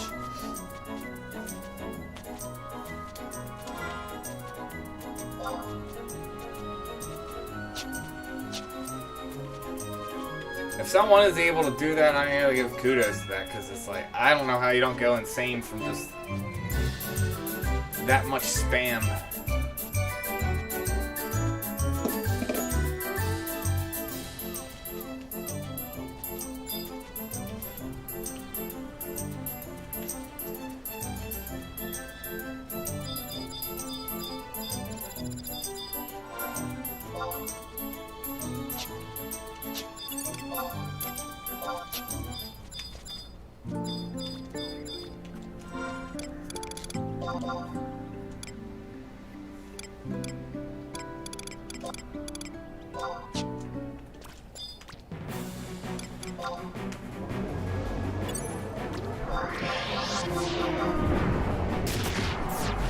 You're like dead. Purple rubies.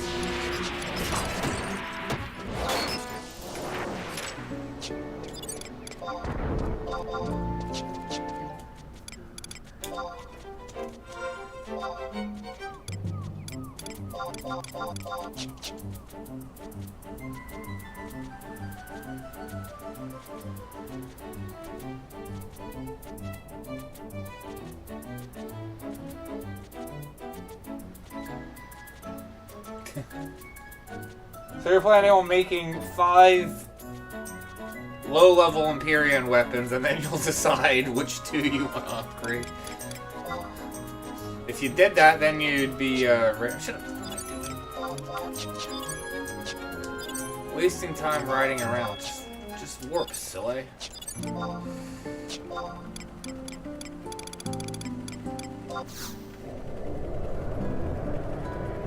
Yeah, I know Armageddon's supposed to be good. Especially if you're wildfire spamming. And plus then you can just spam, you're not really getting any immunity because wildfire is going to dump your immunity.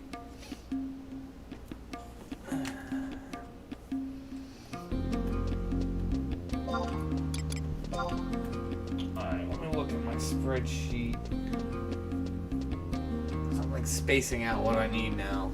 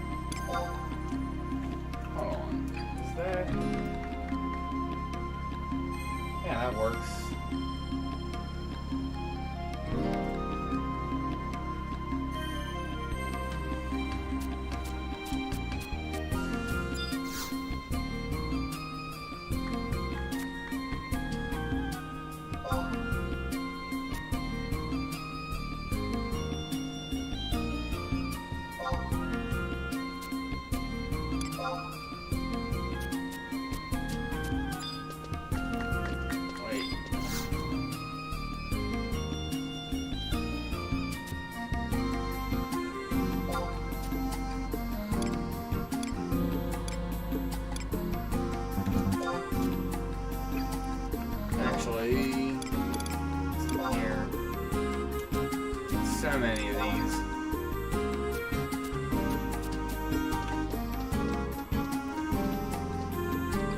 I think that's for that path. That Jiggery is the only one worth doing.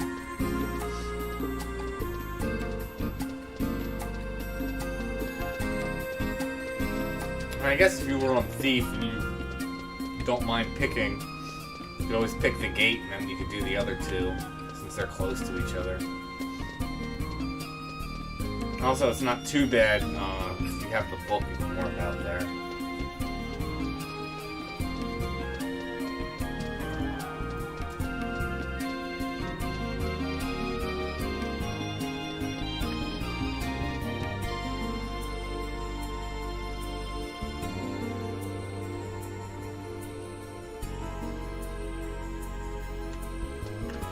Oh yeah, camping those NMs, yeah, they're great during work hours if you're able to log on. Like, if I were to work on Imperium, that would be fantastic. Considering I'm working from home right now. Where do I want to go? Alright. But yeah, considering, you know, you kill a mob, what, once every 5 minutes? You kill a placeholder once every 5 minutes, then after it pops, then you don't have to do anything for an hour? Absolute best time to, if you can log on during work.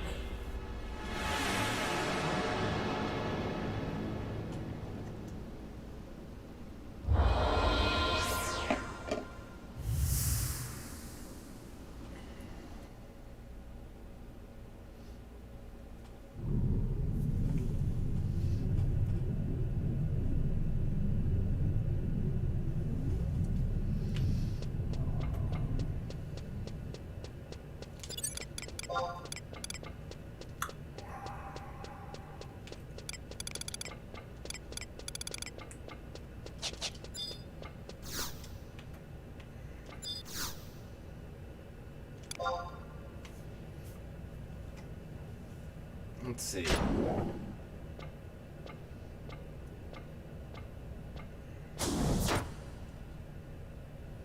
Trying to think who I want to summon.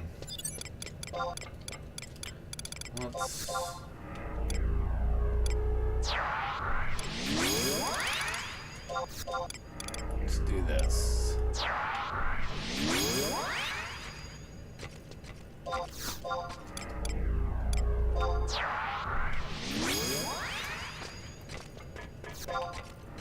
I'm only doing this just because Arm Gear is just annoying. It's not like he's difficult, but you just do so little damage to him. If I'm gonna summon Trust, I might as well summon him for all 3 fights.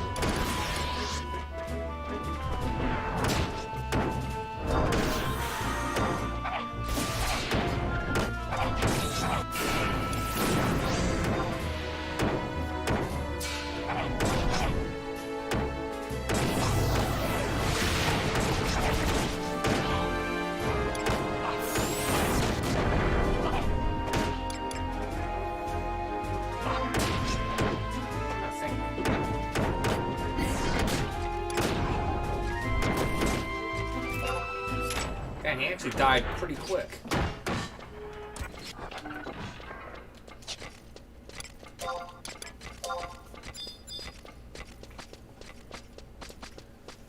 Alright, time for cheese order.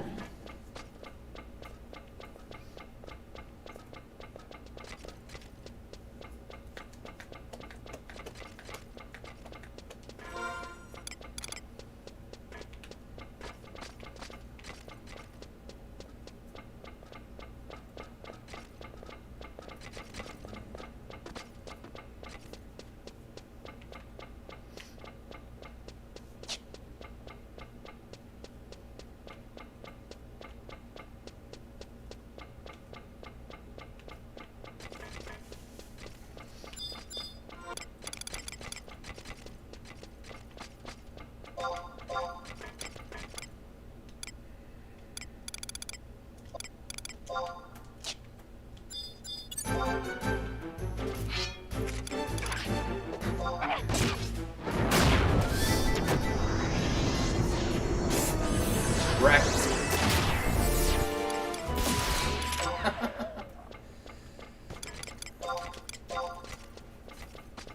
another Beast Slayer.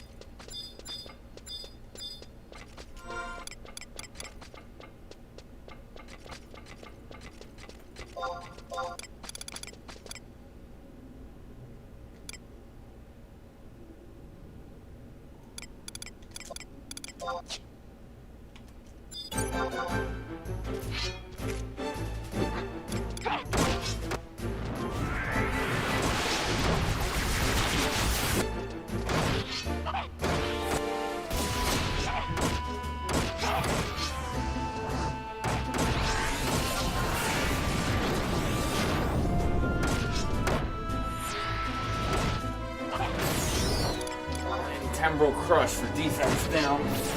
Definitely do that.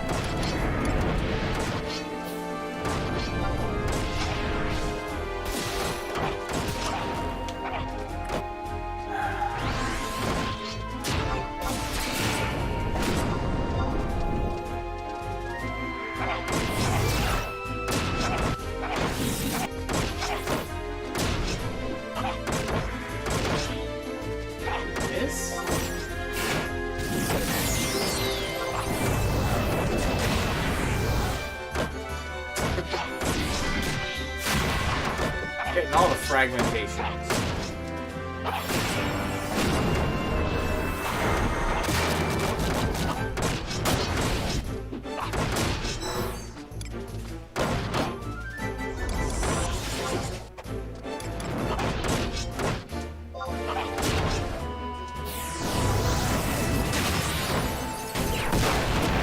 Replicast, I don't have a macro set up for that for gear sets. I mean, I can use it, but I do need to do that.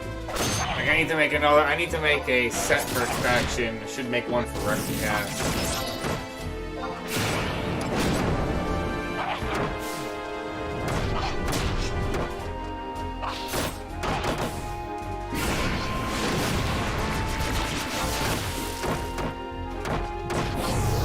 Oh, that's true anyway, because yeah, it's not elemental.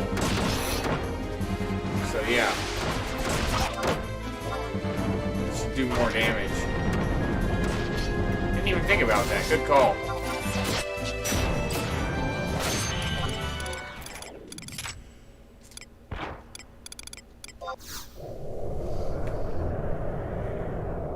That is a good call.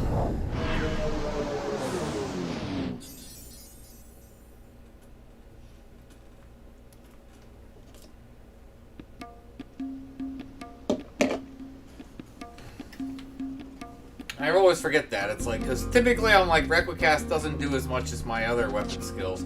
However, they can't resist it. So, if they're resisting everything else, then yes, you should definitely use it. Definitely a good call.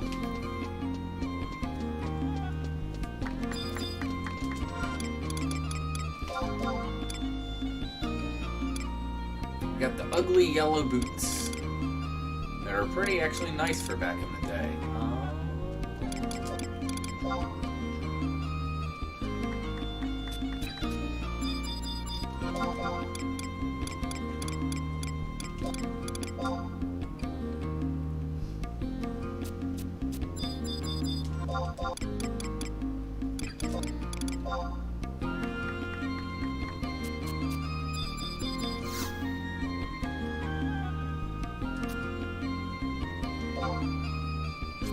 Alright, so look at my spreadsheet again.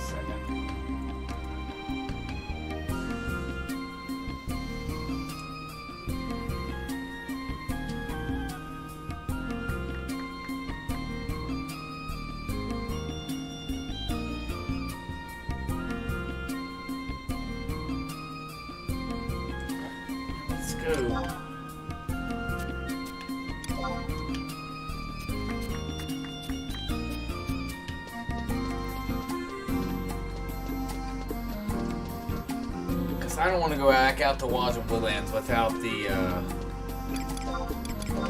Momola job hop.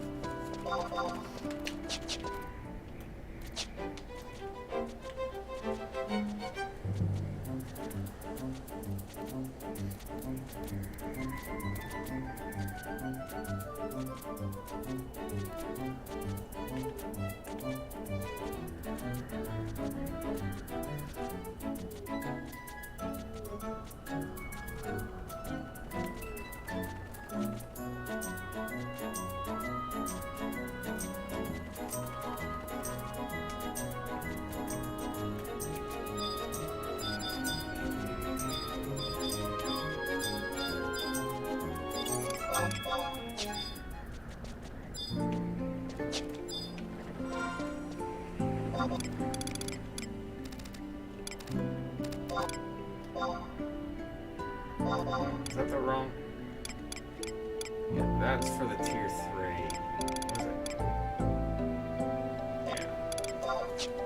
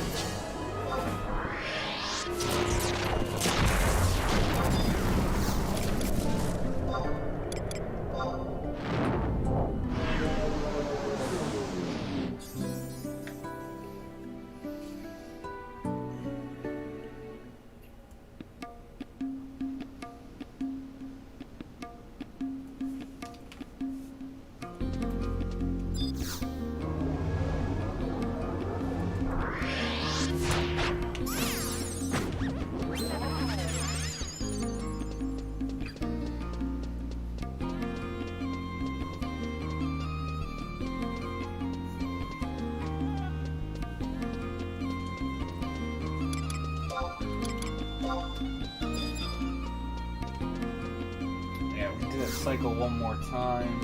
And that would be it for the Mamola Jaw. Oh, no, no, no, no,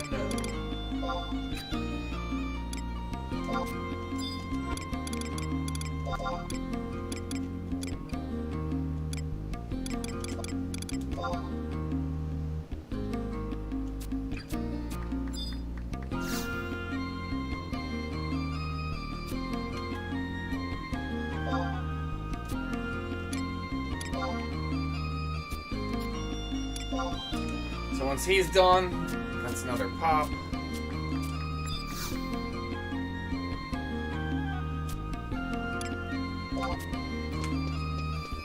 Almost there.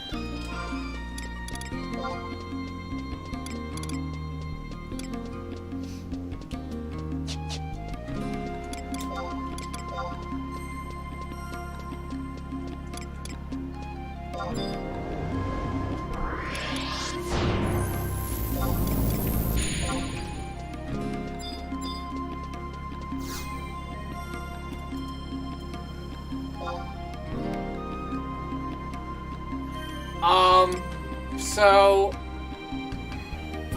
it kind of depends. So I've come to the conclusion, obviously loud thud's the best, then noise, then thud. I've come to the conclusion that thud is like the lowest tier, because typically you get like a rare exclusive drop that you know, you can get from an easy, like, high-tier battle or something like that. Typically, it's something I end up throwing away. Whereas, if I get, like, 5 or 6 noises, I honestly contemplate whether I want to keep going or I want to open the gold chest. Because even if you don't get a loud thud, I've gotten, like, 3 to 5 mil worth of items you can sell just from all noises. So like, how many chests do you want to open? I mean, typically I try to open at least 5, unless I get a loud thud. If I get a loud thud, I immediately end. Like, I don't, you know, don't play around when you get a loud thud. But, so yeah, so that's my take on, like, how many boxes. I don't know. I think twice I've opened 9 boxes without getting a Mimic. And then at that point, it's like, so there's one box open. It's like, okay. And the sad part is, when I've opened 9, they were all noises. So it's like, okay. Obviously, I'm gonna take the gold chest. I'm not gonna risk losing all that on the last chest somehow not being a Mimic, which I don't think is possible. Wait.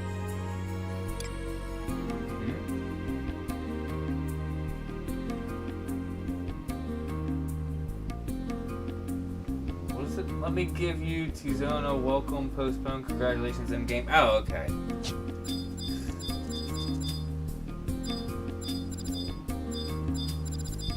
There you go.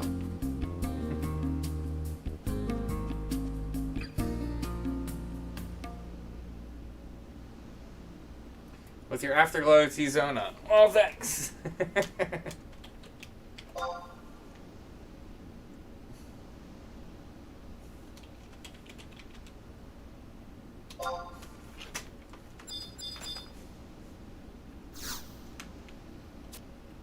Well, thank you.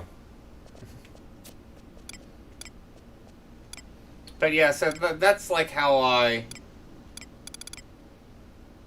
kind of think about, you know, when you're doing Mars and Venus orbs.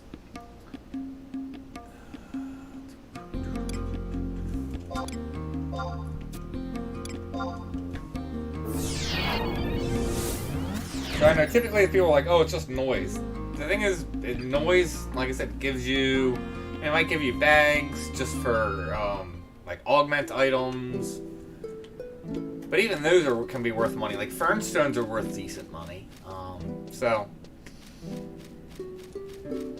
like I said, noises are better than you think. But I mean, I probably wouldn't open the gold box until I've opened about 5 chests. Because if you got 5 noises, that's a decent amount of just items. And it's like, do you really just want to throw that away? I mean, it's arguable. It depends if you really don't care about, like, money in those items and you really just want the loud thud. If that's the case, I could see someone going just for the loud thud regardless, every time. But again, so you got to make that decision yourself. The way I see it, though, like I said, I'd rather, you know, take a chance on getting a couple mil worth of items rather than just throw away the whole orb and get nothing. So, just want a chance for a Loud Thud. And I've even gotten Loud Thuds, and then it's like, really? That was the item I got for a Loud Thud? I can't even think of what it was. I've had like one or two, and it was just a very disappointing item drop. But I've also gotten good stuff. Like, what was it? Remember, I got this from a Loud Thud. Where is it?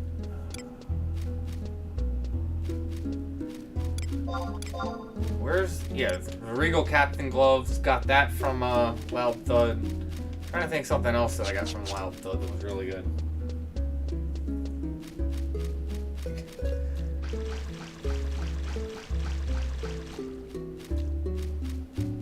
Ugh. Well, pretty impressive that you're still up. What is it, like 4 a.m. for you now? Ah. Headed to the Vampire.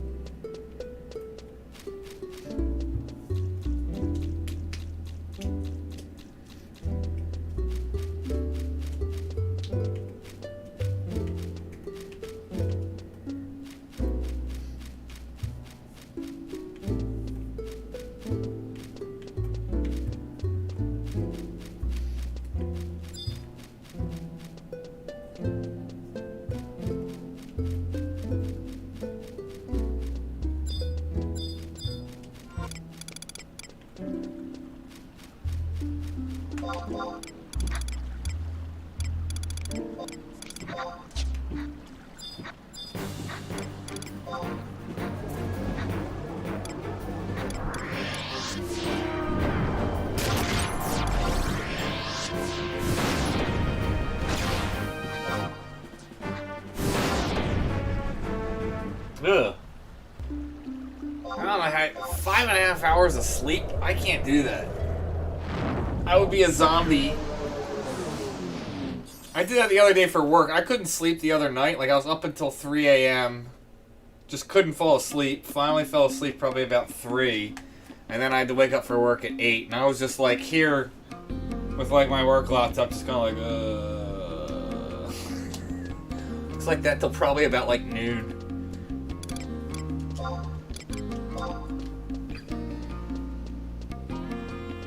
Good night, Calypso.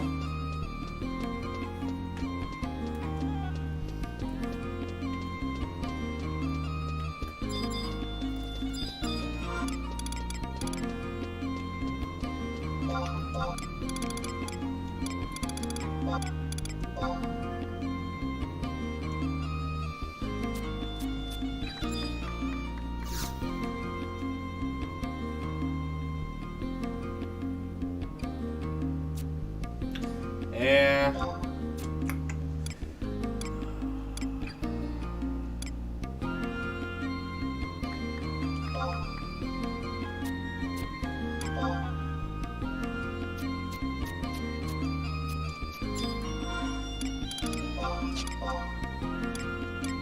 Alright, so what do I have pops of? So that's the tier 3, that's the tier 2, that's the tier 1.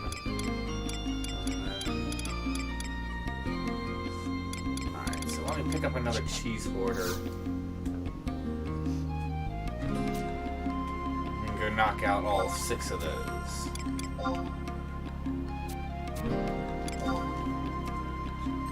Spreadsheet.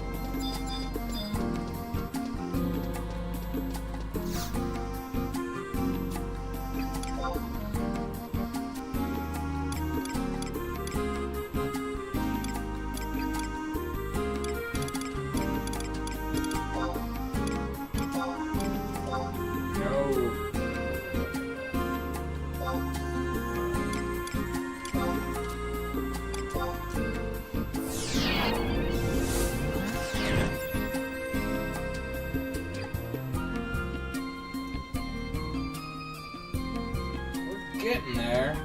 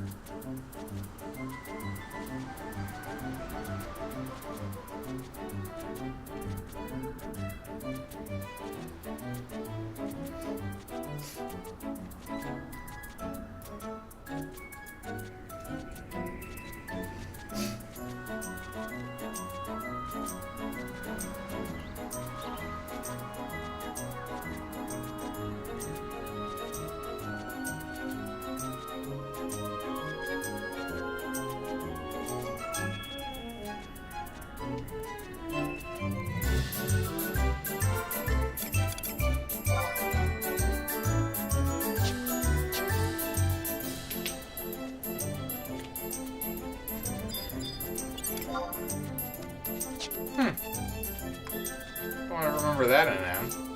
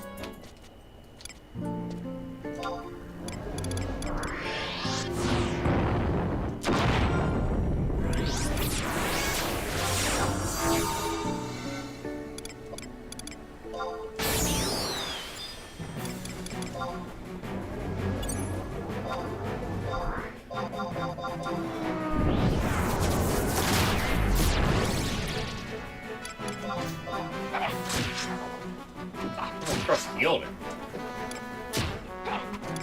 He's got TP on him. Save TP for the next guy.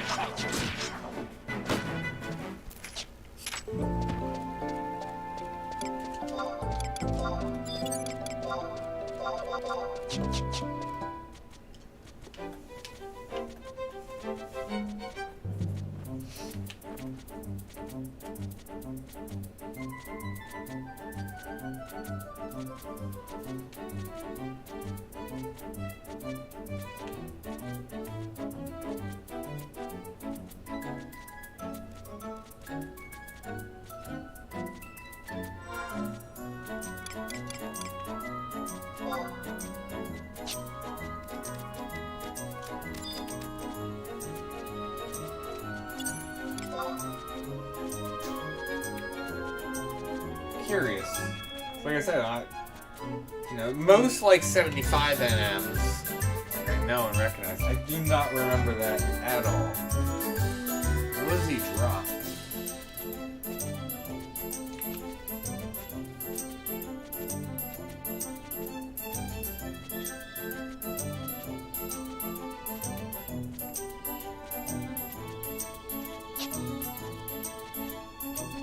I think I got one of those out of the Goblin box. The 75 Ranger X. That's not bad.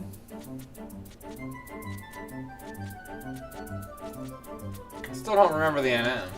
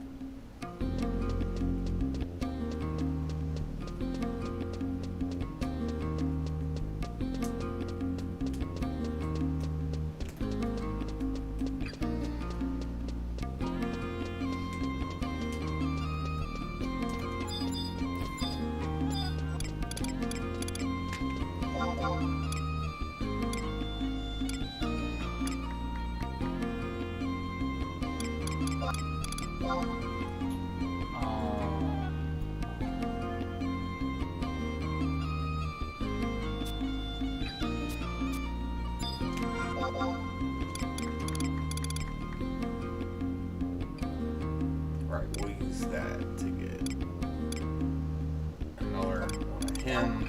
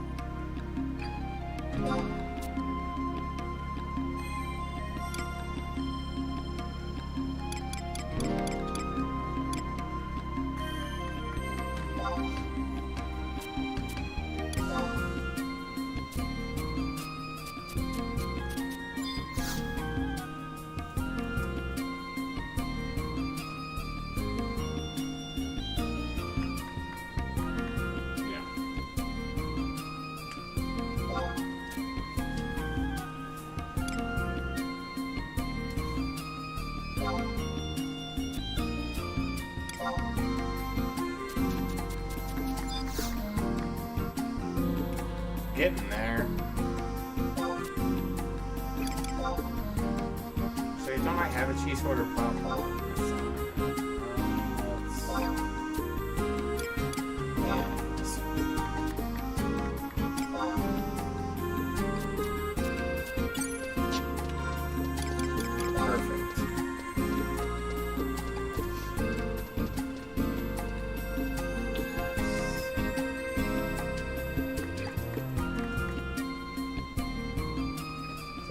That he's gone. It's that pop.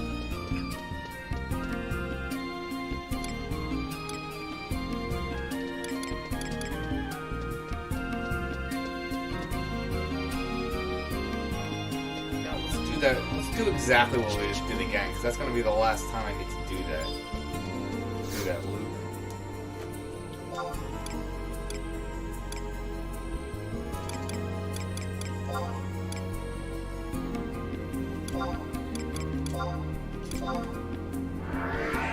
Same thing we did.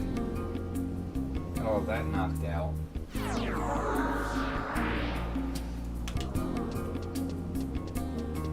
And then... yeah, and then I can pick up gears. We can go do armed gears, and that'll be the last for that. And then, yeah, we're pretty much set at that point. And I only really need to worry about the tiger path. That's mostly done anyway. So yeah, we're getting there. I'm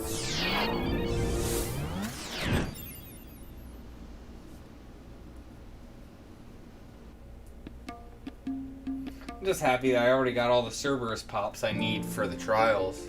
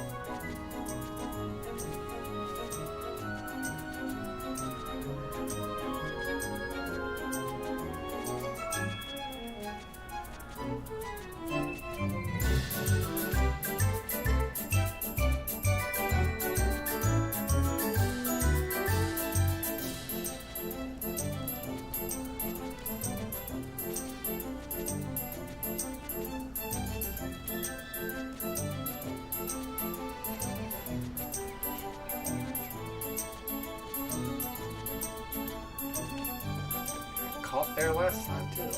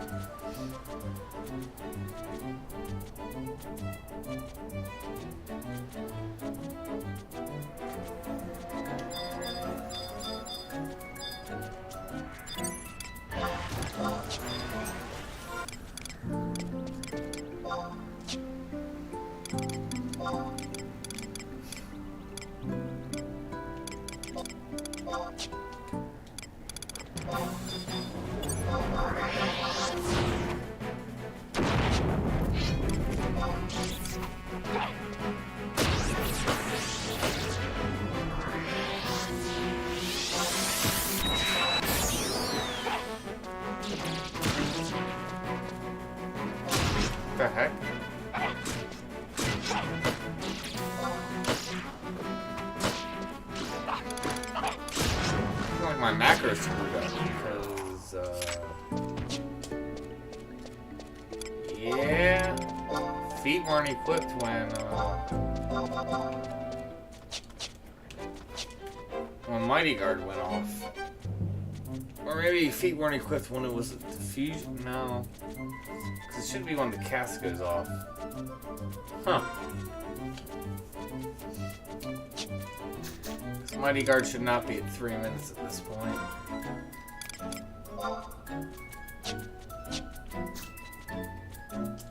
Oh look, another one of those crappy swords.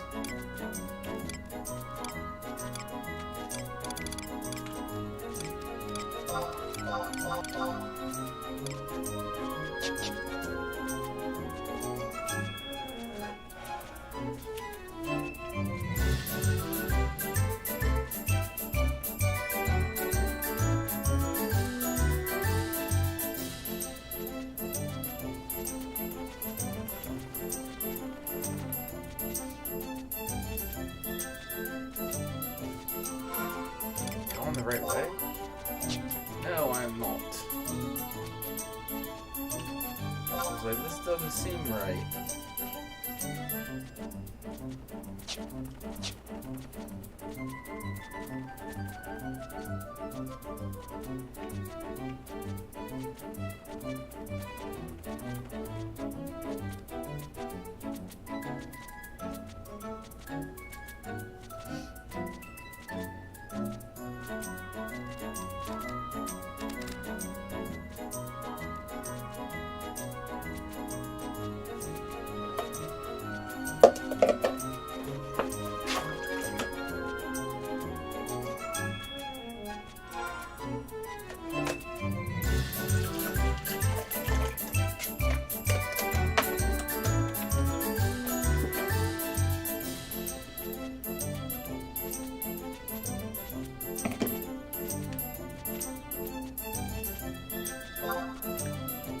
There we go.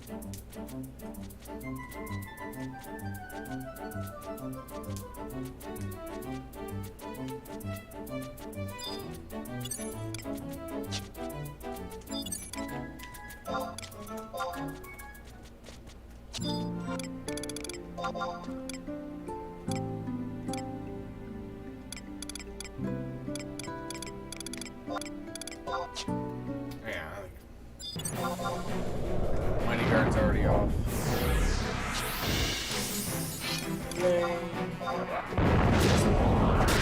Man.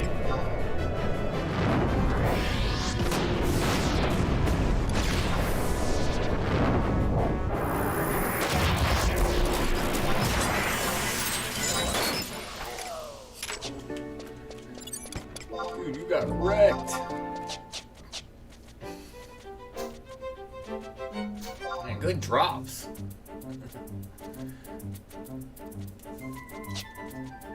Went real nice back in the day.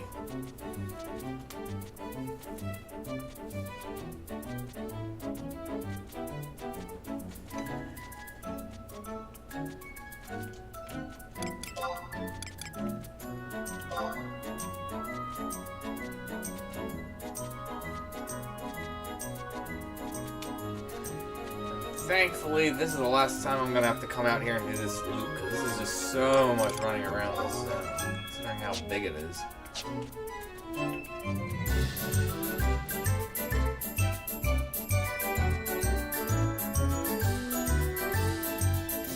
Well, thank you, Nemesis Frog.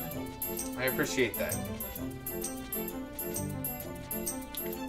It's nice to have it, even though it's still a long way to go before it's really usable.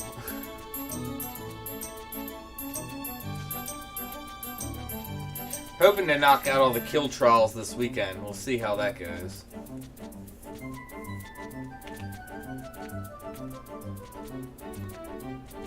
At least I like the fact that I can go in there, like set up a, you know, melee attack set. I can main hand my All Mace and offhand Tizona and just keep doing expansion, and that'll get me points. So being able to offhand it and still make progress on points is really nice.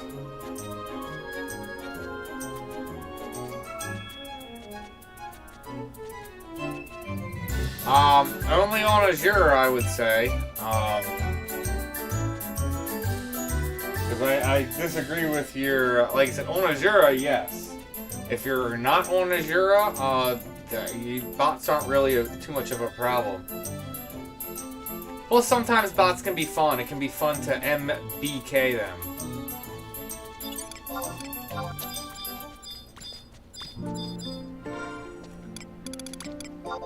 So I don't mind having a 1 or 2 around occasionally, but yeah, on Azure it was absolutely absurd and way too much. But no, like I said, I don't really see problems on Bahamut.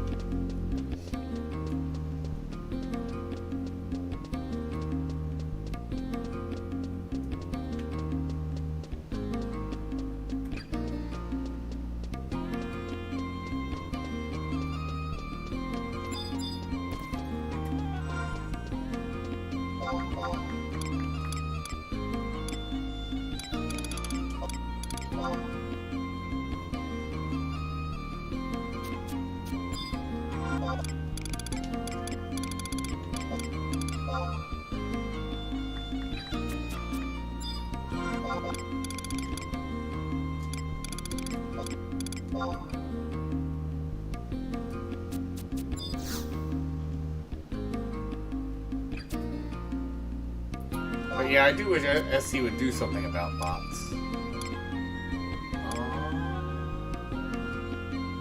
What's it gonna do? It's gonna get armed ears. Yeah.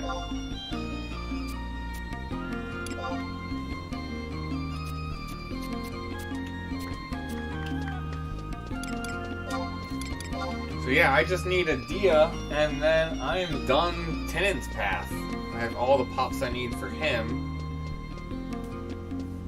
And then I'll just have to knock out Tiger. And even that, I think I only need 3. I think. So I have multiple pops.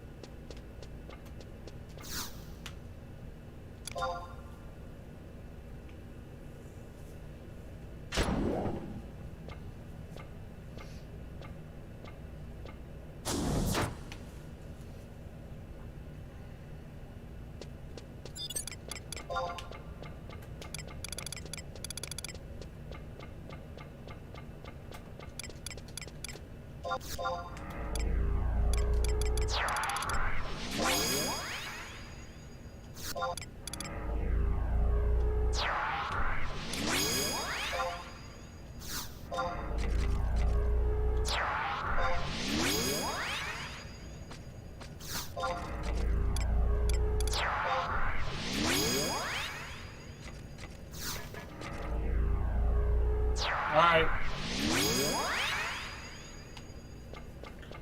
Probably gonna be next week. I've got way too much stuff going on in my life that I'm not gonna probably be streaming more often than Thursday for the immediate future. I do want to start streaming more often than once a week, and I want to start also just streaming other games. I want to continue streaming 11, but I also want to start doing some other games also. So, probably going to be a month or two at the earliest before I'm going to start doing more than what I'm currently doing once a week. So, I have to see as things getting freed up. But yeah, have a good night. Definitely get some sleep.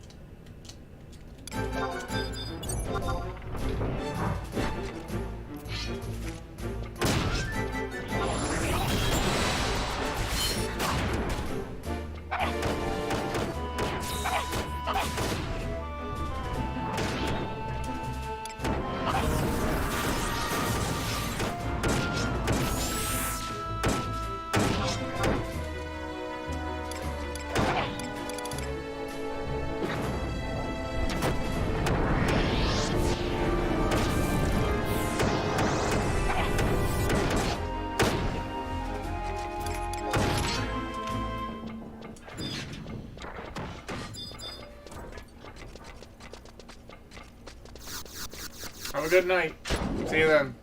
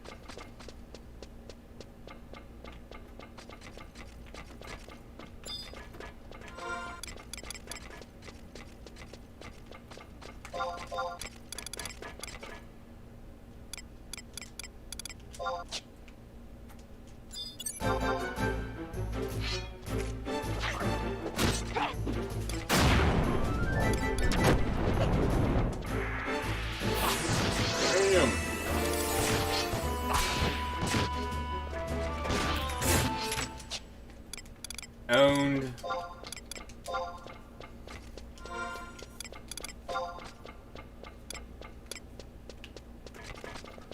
Trust took real quick work of him.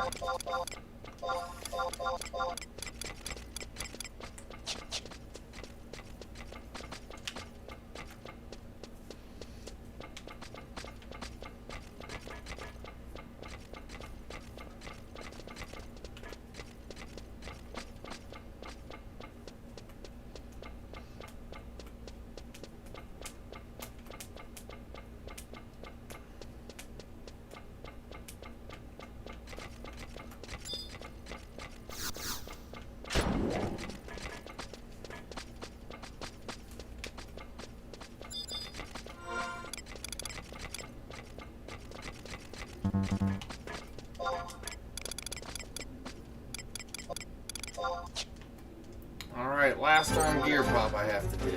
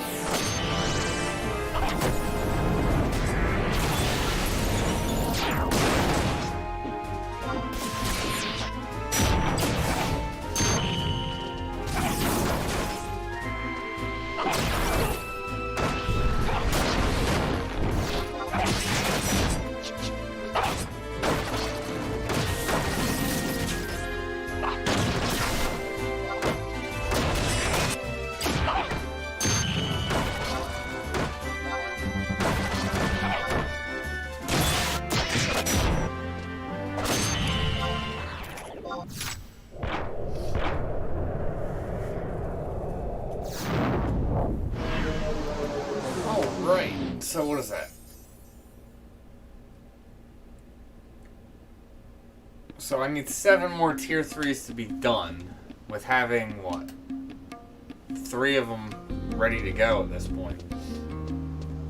And then even having some progress on the other 4.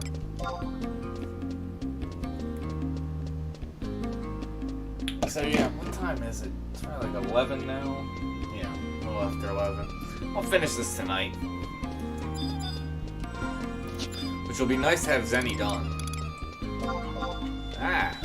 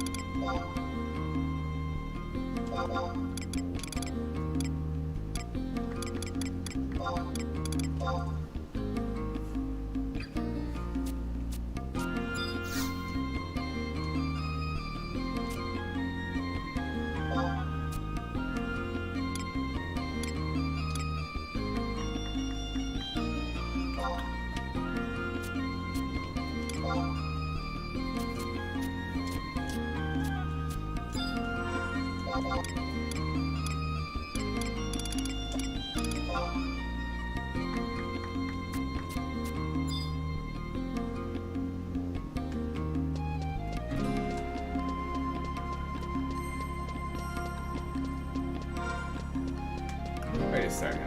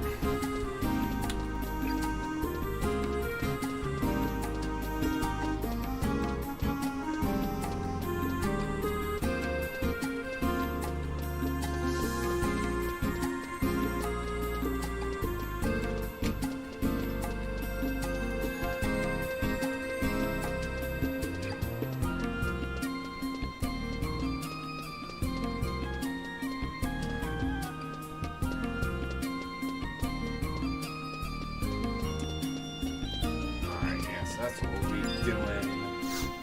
Do that, I guess, 3 times.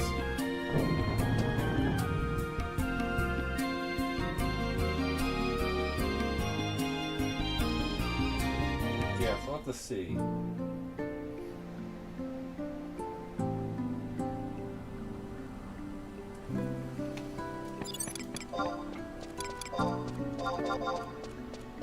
We go do Iris, Ima, and then we can go do Dia, and then yeah, we're done with Tinin at that point, and then all we have left is Tiger. And I have all 3 pops for Tiger, but then still need 3 more.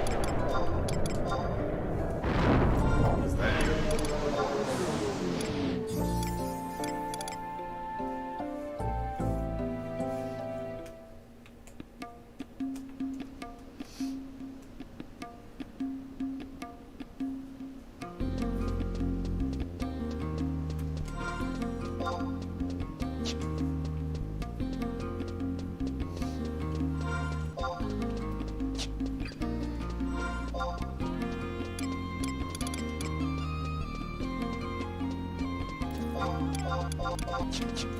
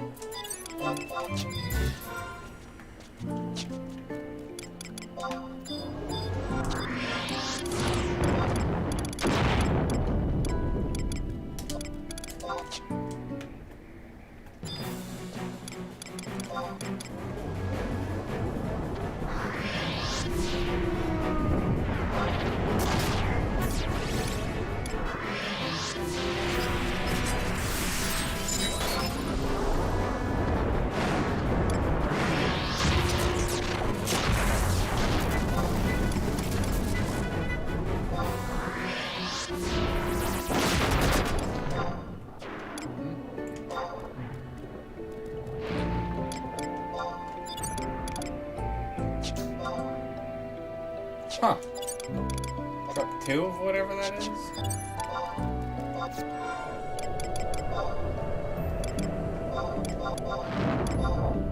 Actually, it didn't look like a tear. Whoop.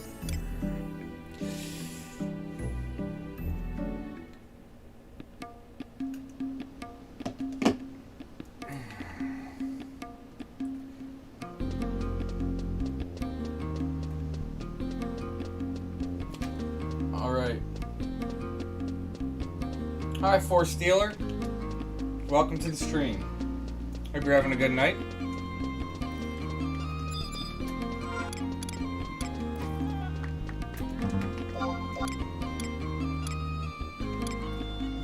some stuff.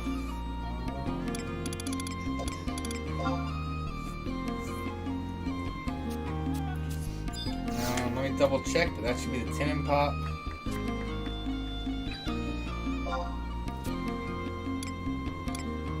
Yep.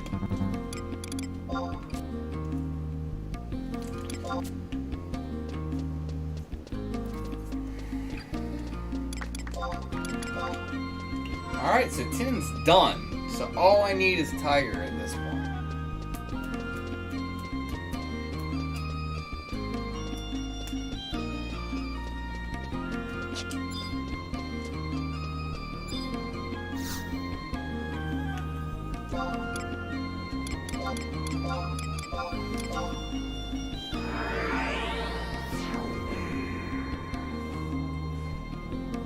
Yeah, so it's gonna have to be those two. It doesn't have to be, but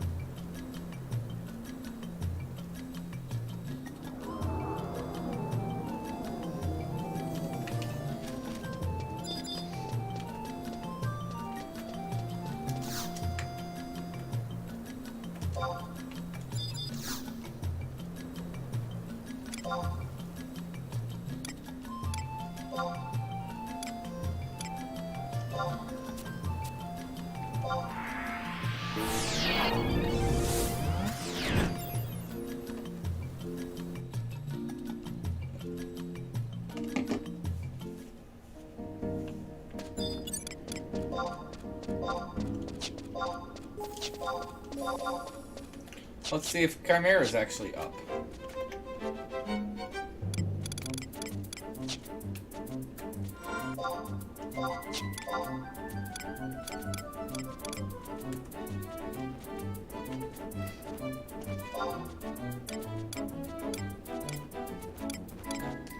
Nope.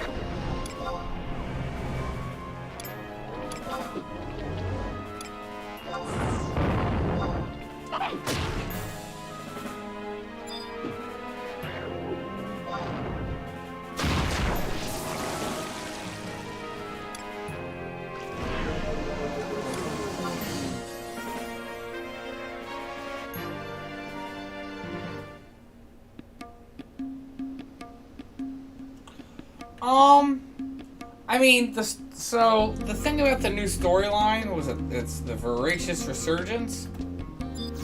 So, they said what they're gonna do is release content for the Voracious Resurgence, and they're gonna keep releasing content for that up until the 20th anniversary. At that point, that should end the storyline for the Voracious Resurgence. And they've already said a while ago that they had something big planned for the 20th anniversary. So, what is that? Don't know, obviously.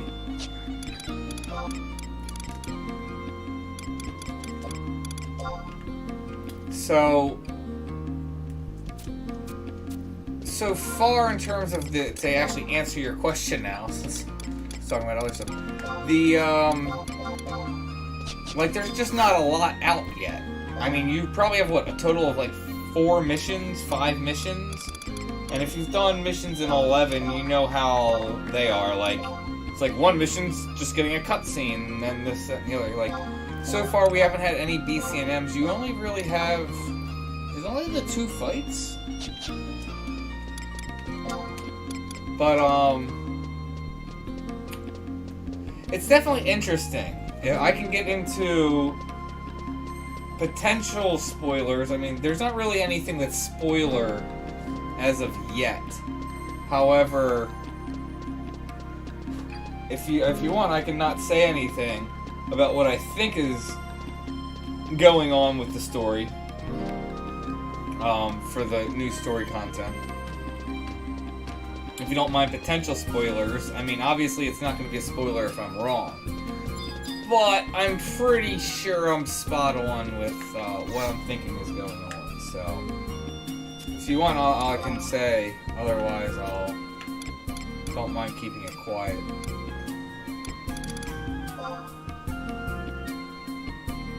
No, there's nothing in terms of that, in terms of gear. The only thing that you got was, so you got something that I think gave you an item that you can pop that gives 10 job points. So you can choose whatever job's going to get job points. And then you got this food here. They gave you a stack of this food, which, this is really freaking good tank food if you ask me.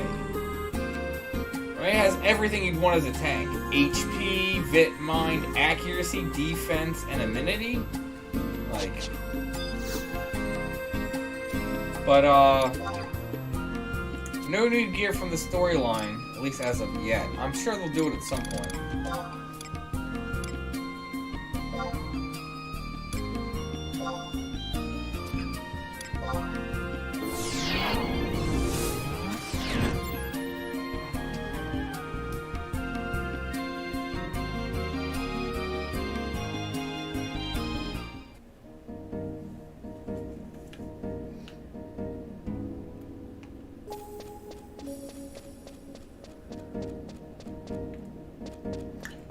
Always okay. Remember, it's to the left to zone back in. I don't know why I always feel it's like to the right. I like always do that.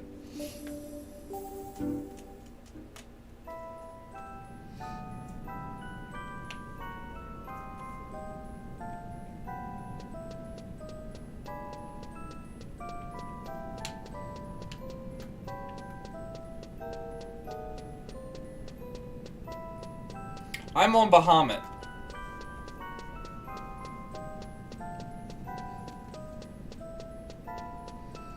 Look, I grew up on Valifor back in 75 days. Quit right before Adeline came out. Came back a few years ago. When I came back, Valifor was dead. Server transferred to Azura. Azura was pretty good for a while, and now it's basically a bunch of mercs, RMT, and bots on that server, so left and came here, and it's been pretty good here. I like it here. I honestly don't know. I can check. The easiest way to check if the server's online or not is on. Because they list all the servers, but they're grayed out if it's gone.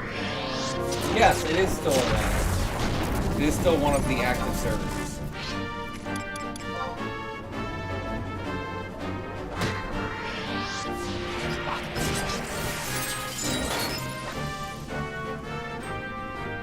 Garuda got resolved? I don't know. Again, let me go back. I just closed it. Garuda online. No, it looks like Garuda. Yeah, Garuda's one of the shutdown servers.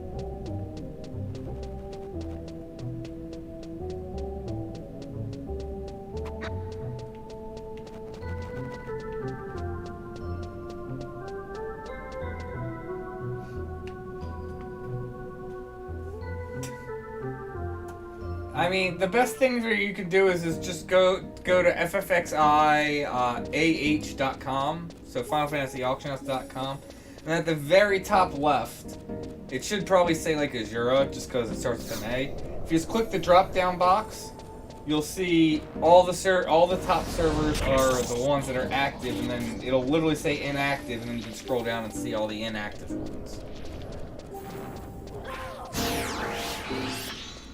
What did you ask?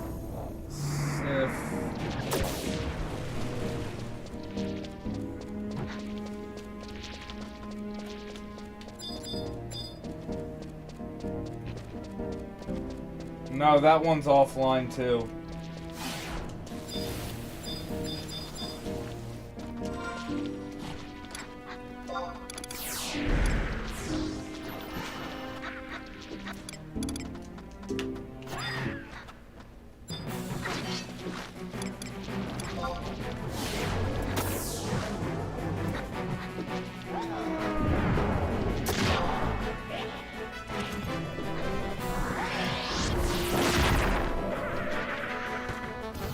Yeah, they definitely still exist.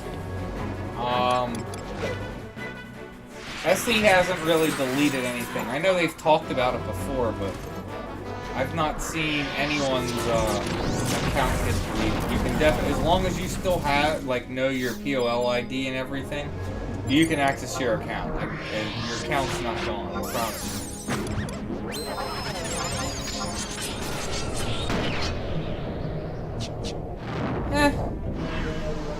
I mean, it's arguable, because here's the thing. Who's going to be trying to still play on their PS2? Now, what I think they really should do is put it on, like, the newer consoles. There's no reason they couldn't put it on, like, the PS4 at this point. I do understand trying to do multi-platform, and especially with, like, the older, at least with PS2. 360, not so much, because obviously that was much more powerful than a PS2. So I can see discontinuing support for the PS2, but I also get why they did console, because it's like, they've slimmed down their development team, so that way they only need to code on one platform, don't need to worry about multiple platforms. So I get it on the one hand, but I do think, and maybe they will with the 20th anniversary, we'll see, but I think they should bring it to the newer platforms. But at this point, you can go buy a, $100 used PC off of eBay, and it's gonna run 11 just fine at this point, considering how old the game is.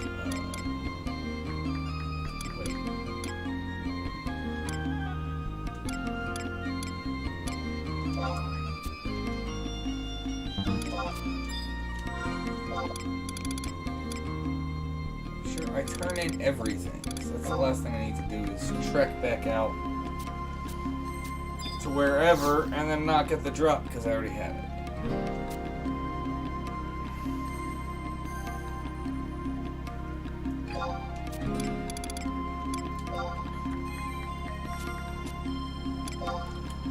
Sweet!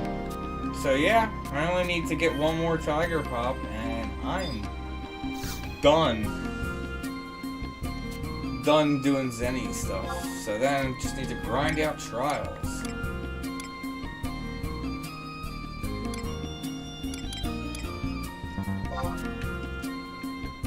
Alright, so I'm gonna do this 3 times.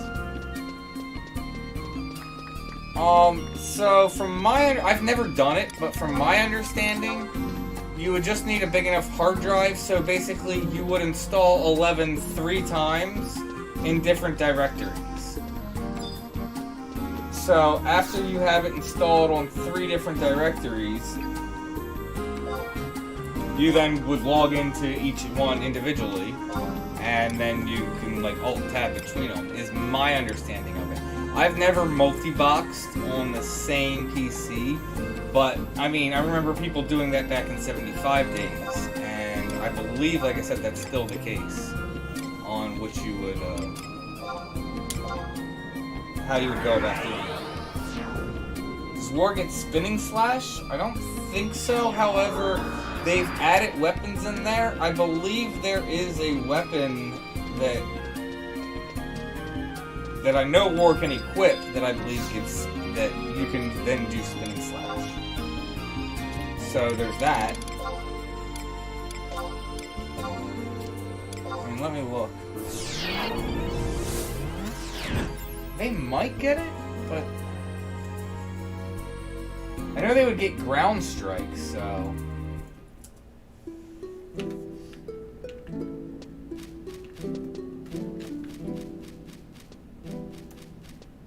But like I said, if you have the one weapon, you can do it.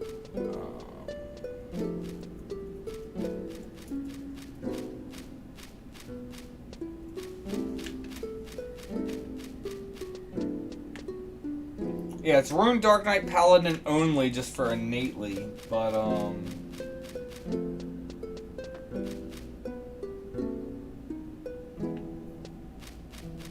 maybe not. I think. Where am I going? Whatever, we can go this way.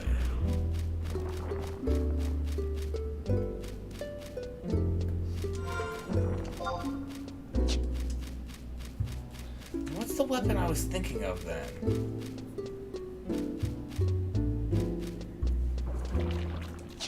If there's only players with Dark Knight Paladin and Rune Fencer's main job can do Spinning Slash. But I thought they added a bunch of weapons.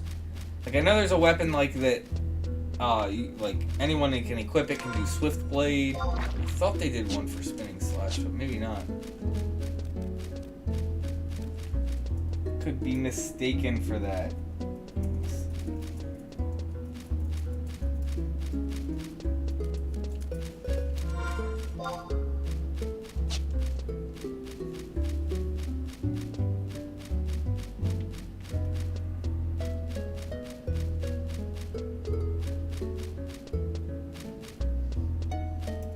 Yeah, I'm not saying it, and I'm trying to get this done, so I'm not gonna sit there trying to.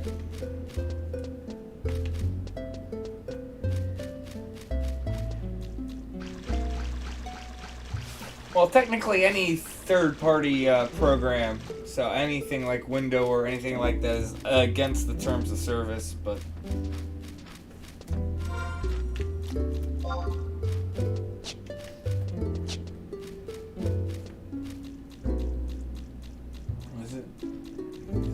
In the day only Dark Knight? No, I remember Paladin getting it, and then obviously Rune Fencer didn't exist then, so it was Paladin and Dark Knight. But it's not like on Paladin you're pulling out a greatsword. If possible, at the end of the stream, I'd like to see the best gear for Thief in War. Well, I mean, I can show you my gear. That's not necessarily the best. Because I think you can pretty much always find something to improve on.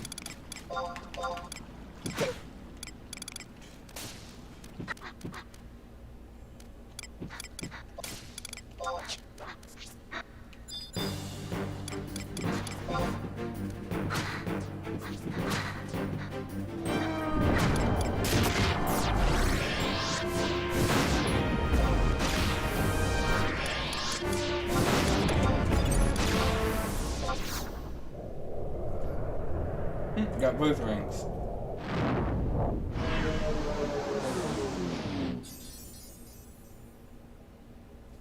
Well, the thing about it is, if you have Ragnarok, which I do, but I mean, if you're using Greatsword on War, you're typically wanting to do Resolution. Resolution's going to do a heck of a lot more damage than Spinning Slash, even if War could somehow do it. Plus, Resolution's a 5-hit. So, is that what it is? Okay.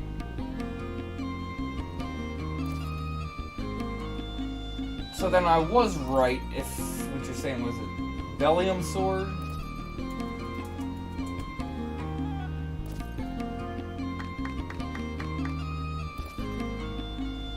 Yeah, okay, so there is. See, I thought there was. I don't know why it wasn't listed. under like spinning slash. So yeah. So there is a sword that is a superior to sword that war can equip. That's spinning slash. It is only additional war. So it's War Paladin, Dark Knight, Rune Fencer. So yes, if you have that sword, then war could do spinning slash. Here, I'll repost what the sword's name is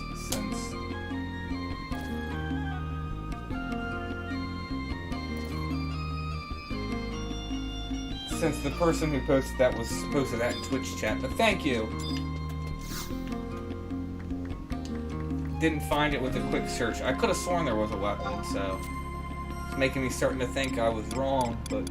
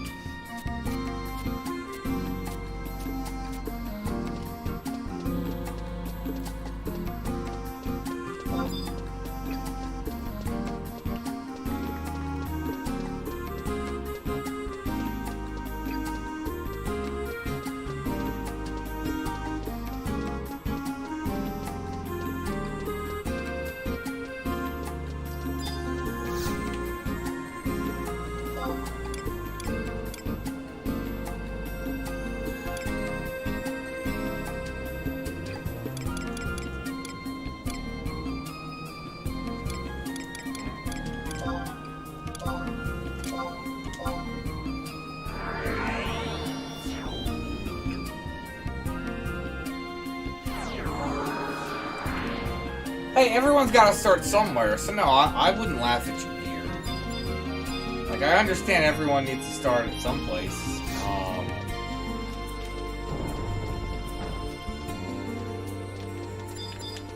Because it's like, I know when I first started, you know, leveling up Caulifla and was getting gear for her war, yeah, her war gear was crap. It's gonna happen, so...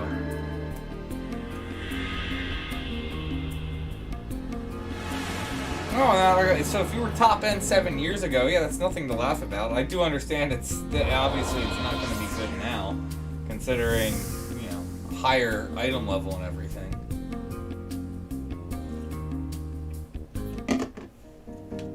Because what is it? I don't even. It's 7 years ago. Was 119 in the game? I don't think so. I mean, I think at this point 7 years ago there was item level, but I don't think they were quite to 119 yet. Could be wrong about that, because like I said, I wasn't around for item level until it was 119. 06, that's a while ago, yeah. That would still be back in, what, 75 era? In 06, I believe. Yeah, that's definitely 75 era.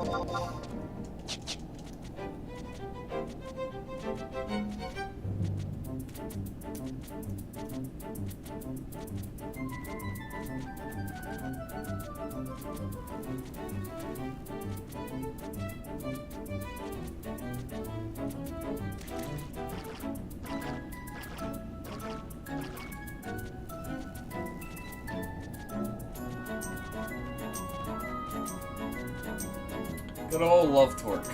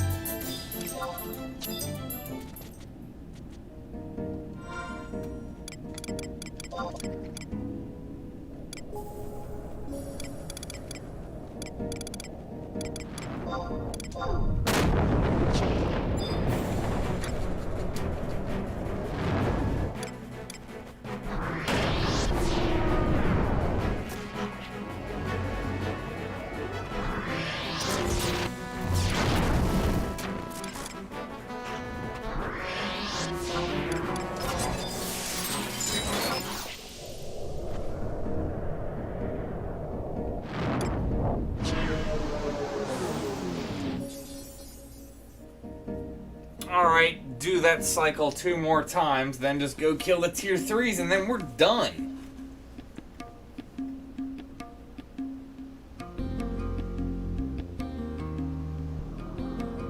Yeah, they didn't release mounts until post-Adeline, but mounts are definitely nice. Helps you get around much faster. Especially since you can summon mounts in practically any zone that's outside. So, like, you can be up in, like, Zarkabard, which there was no possible way to get a chocobo up there, considering you had to go through, like, caves and stuff. So you can ride, like, mounts out in, like, Glacier and Zarkabard and all that stuff, so...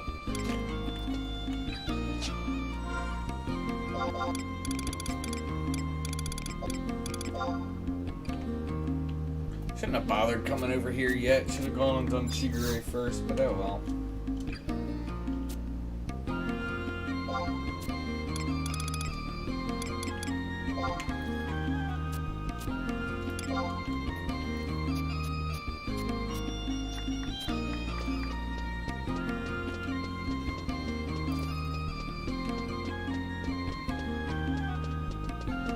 No, you can't do mounts in Abyssea.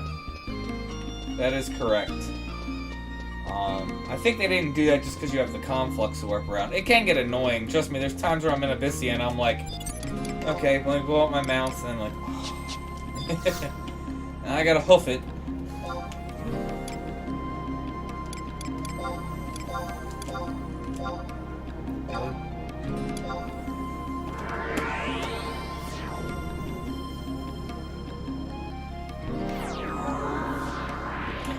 I like it because there's a lot of stuff that's throwback. Then there's new content. If you haven't done Adeline, Adeline's pretty good. They just released some new story content called Voracious Resurgence. There's not much out there, but there's gonna be new stuff added to that. Like maybe probably like 1 to 4 missions for that story progression every month. What am I doing?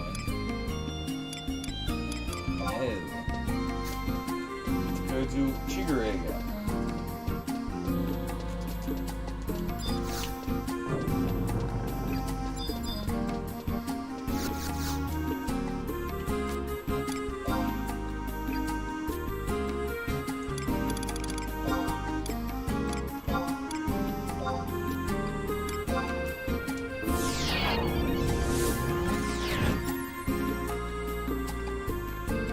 I'm playing on Bahamut.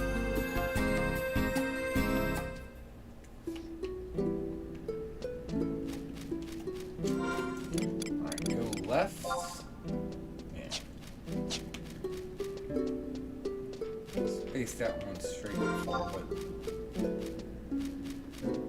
it's about the same distance.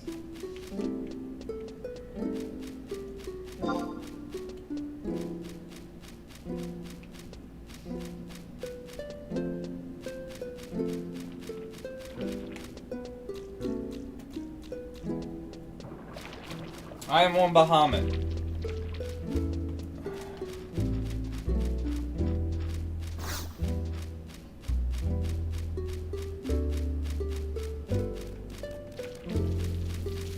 Yeah, you guys did get merged to Valifor.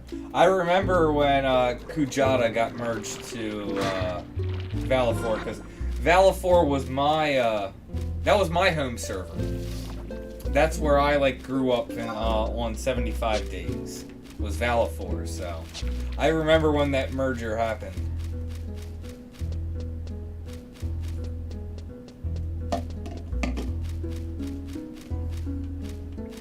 I triggered your Hey Google.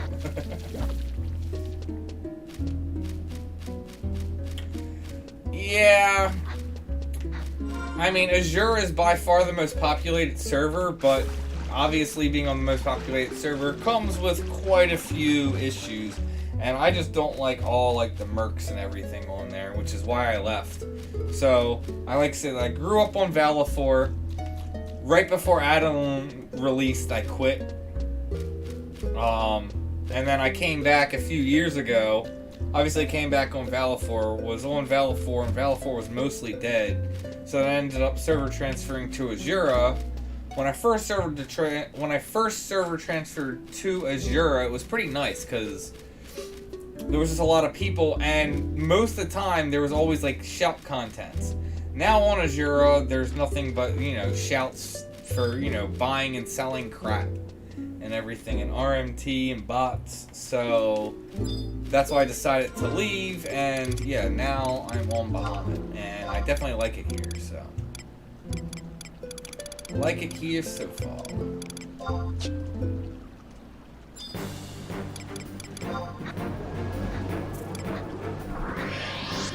Someone else come here? So, like, where the other,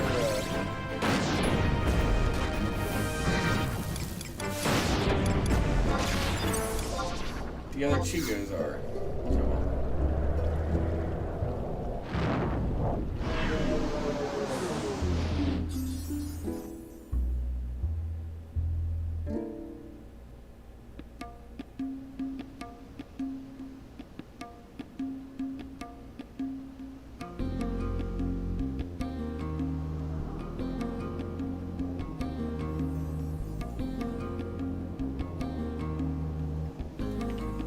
Yeah, typically after you know, I know a lot of people that, you know, after they finish their, like, ultimate weapons, they, because, like, there was no, like, beating the game. I mean, now there is kind of beating the game with, was it Rhapsody Missions of Vana'diel? That's kind of, yeah. Well, thanks. Although I've been on Bahamut now for, like, I don't know. Has to be like over 9 months, maybe a year at this point. So I've been on Bahamut for a bit, but yeah, thank you.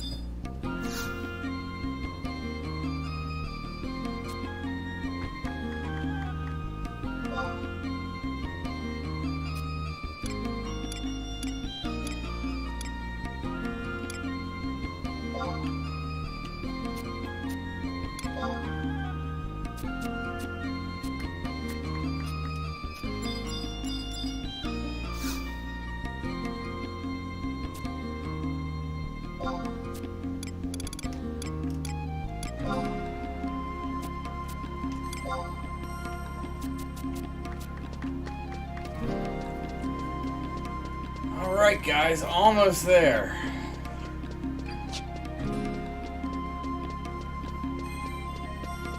Six more NMs.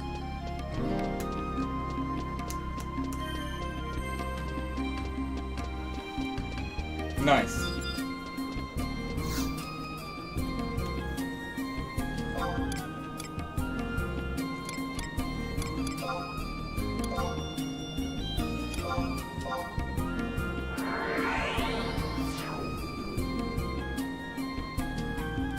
Oh yeah, so you have it afterglow.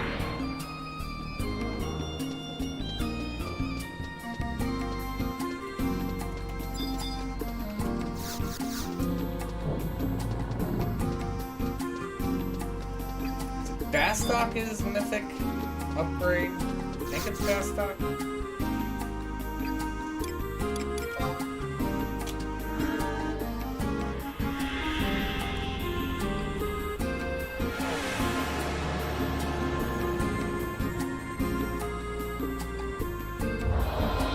Well, how long ago were you on Bahamut trying to find the loot shell? Because currently it's not terribly hard. Like I said, Bahamut's...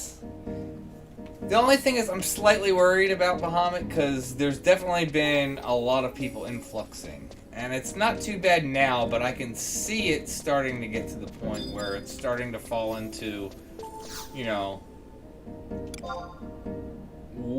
what's happening currently on Azure. I still think it would be probably, at least if it does go down that route, it's probably going to be a year before it gets that bad, but there's definitely been a large influx of players. I've actually noticed some people come in and try and do like merc shouts and stuff like that, and I'm very happy that the community for the most part seems to be pushing against it.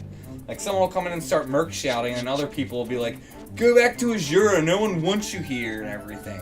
And the dude, when he's typically shouting, is shouting for a very long time, so it seems like he's just not getting buyers. So, That's also less incentive for him to stay, so if you're not getting buyers, so I mean, hopefully it doesn't turn into like, you know, Azura's second son, but like I said, I don't think that would happen. If it does, it's not gonna happen for a while.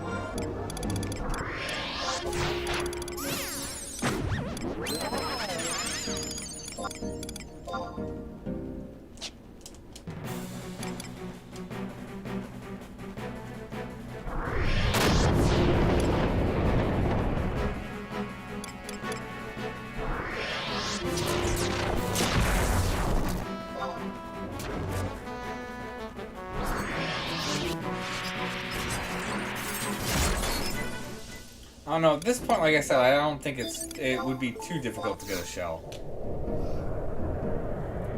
On Bahamut, like I said now, like a lot of things have changed in 6 months, so there's definitely a large influx of people coming back to the game, which is definitely good in my opinion.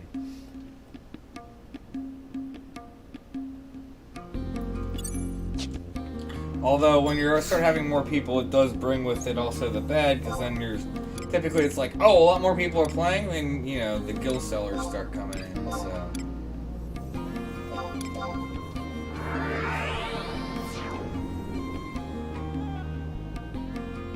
But yeah, K-Club was boss. I still don't get exactly why some people are, like, some people still want to use Kraken Club, and I just don't get it, because you're just not gonna have the accuracy. You're gonna have to, like, stack so much accuracy even to make it worth it.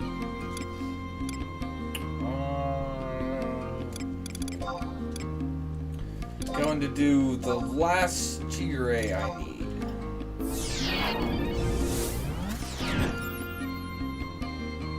5 more NMs to go.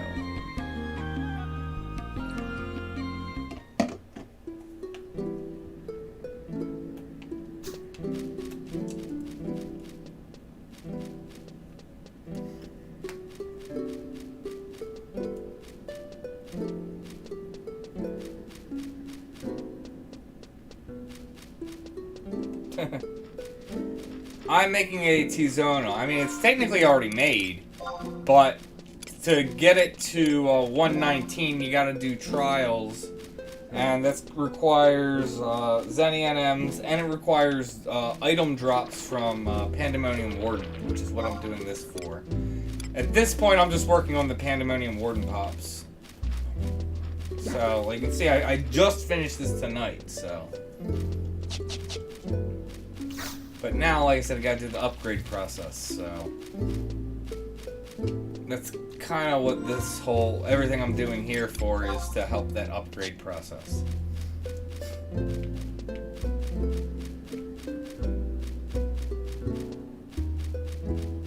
Basically, the stuff I'm doing is for the 90 and 95, or 90 to 95 and then 95 to 99 upgrades is essentially what I'm working on now. Everything up to 90 before then is just basically kill trash mobs with the weapon skill you get with Tizona with Extraction.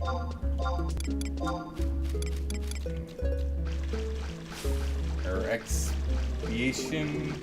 Expiation? I don't know, I'm probably saying that wrong. There's so much so much stuff in this game, it's hard to say. Alright, good night, MC Slots. Oh, you got a channel? Yeah, I'll check it out tomorrow. When work's slow. I'll check out your channel. But have a good night.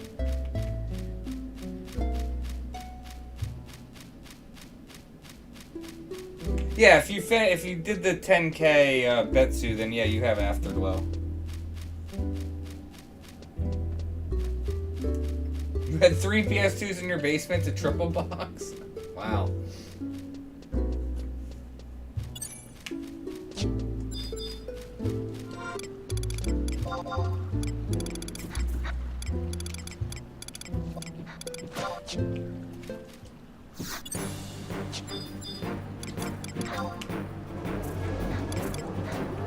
Alright, last Chigure.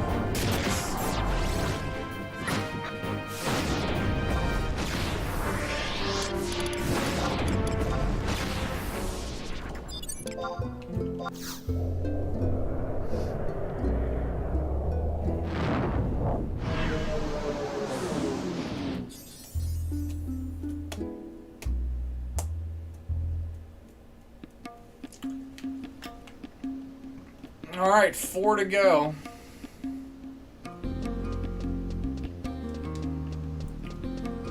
Although I say 4 to go, that's still not technically true. I mean, I'm gonna end after the 4 tonight, but then...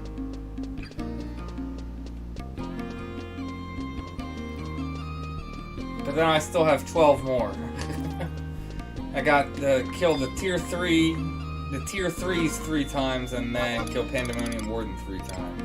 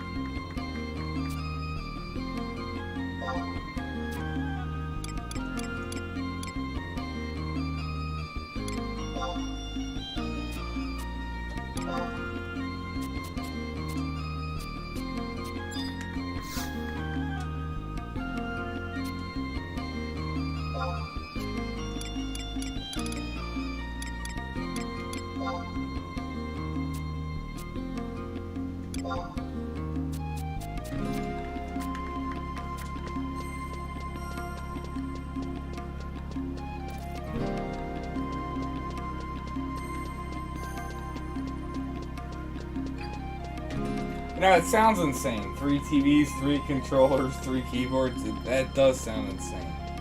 Now, I've done the same kind of thing, but I've done it with like a, you know, like a laptop, and then had, you know, whatever hooked up to the TV, whether it was another PC or PS2.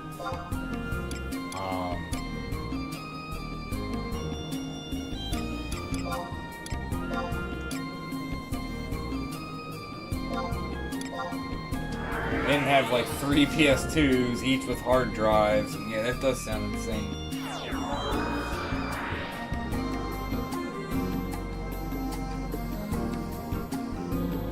Well, the game's, I mean, it's good.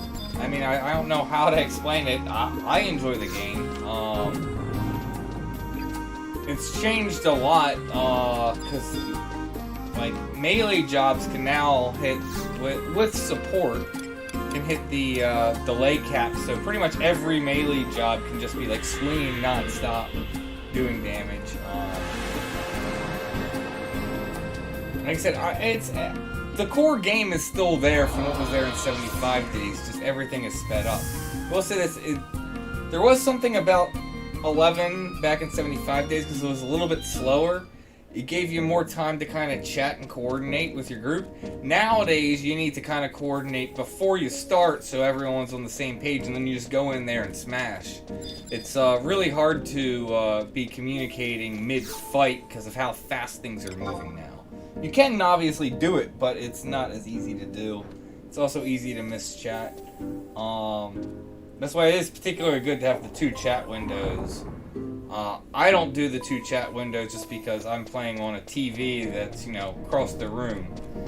So, I like to have the 1 chat window because the 2 chat windows just wouldn't work with how I have it set up and be able to see it, so.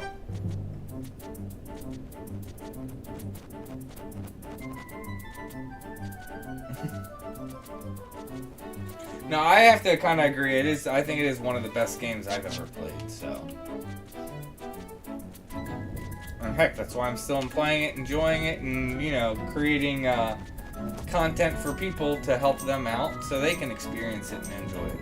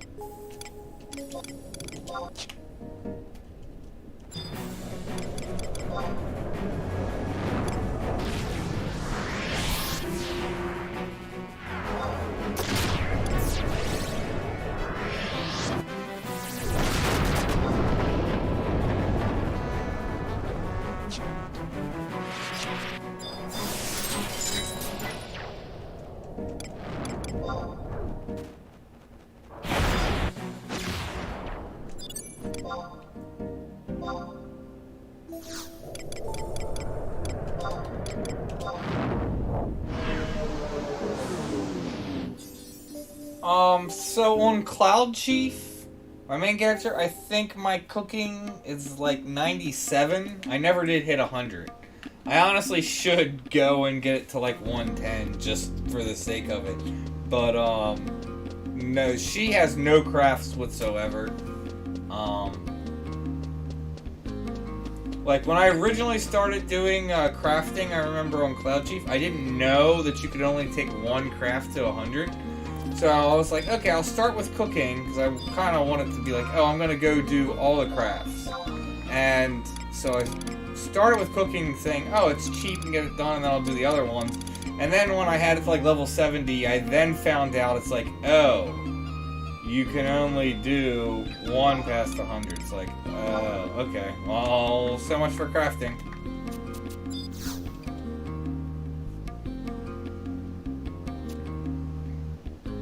Yep, banana sword. I like it so far.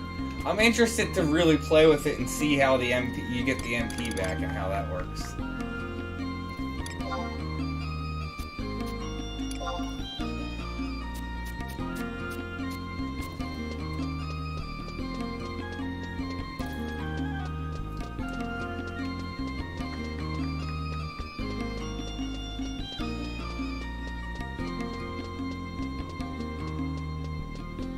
$60 was the cap before. You can get, I think at this point, all crafts up to 70, I think. But you can even...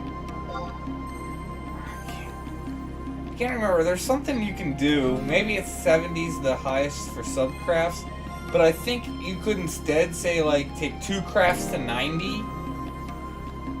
And then have the rest 70, but that means you couldn't take it to 110. There's something you can do where you can, like, split between multiple ones so you can get them higher than what you normally would be the cap for the rest of them.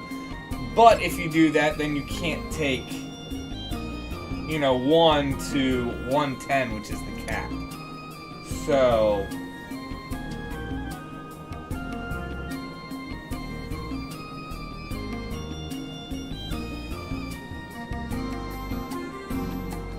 I'm spacing out. Where am I trying to go? Let's go to the book. Adeline.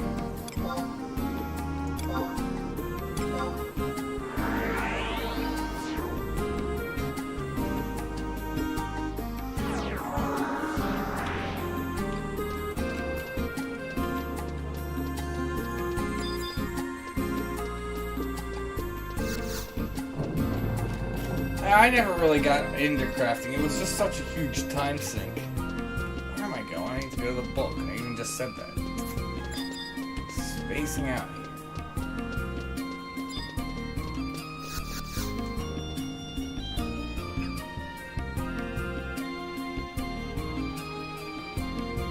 Okay. Yeah, thank you for clarifying those, Snap. Like I said, I knew it was something like that. Okay, so you can get all crafts to 70, and then you have 40 levels to distribute where you want. Okay, that's good to know that it's broken out like that.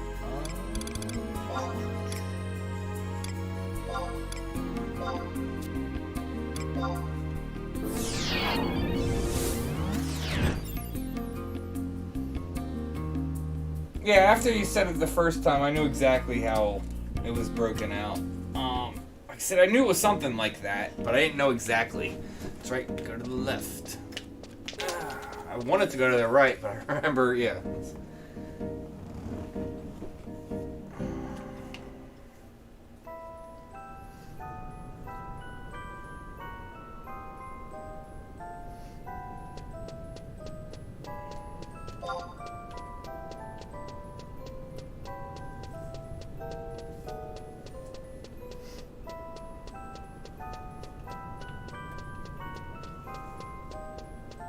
Oof, I didn't realize it was past midnight. Ah, well, we're like done anyway, so. Should be done in less than 10 minutes.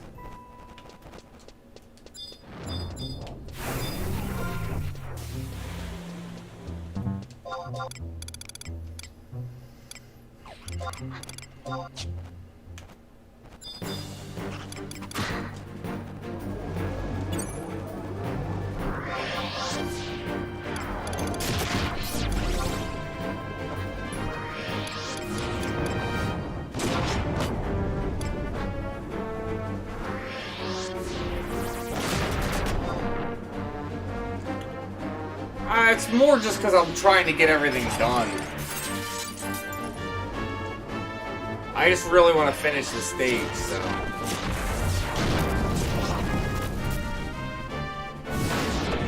Yeah, normally I end the stream like between 10 and 11. Unless it's something like this where, like I said, I really want to get it done.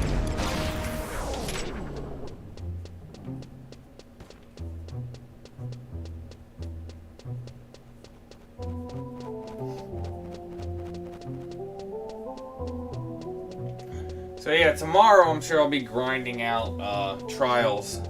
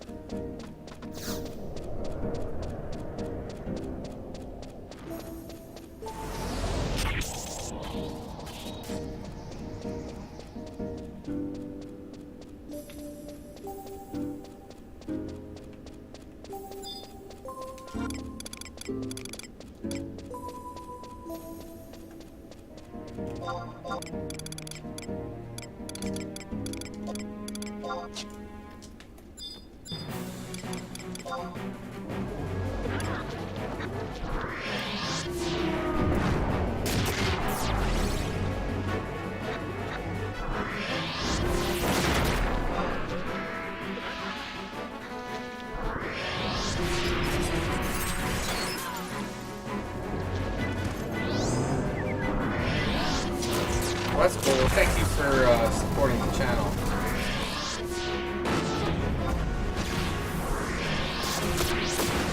Alright. Last NM.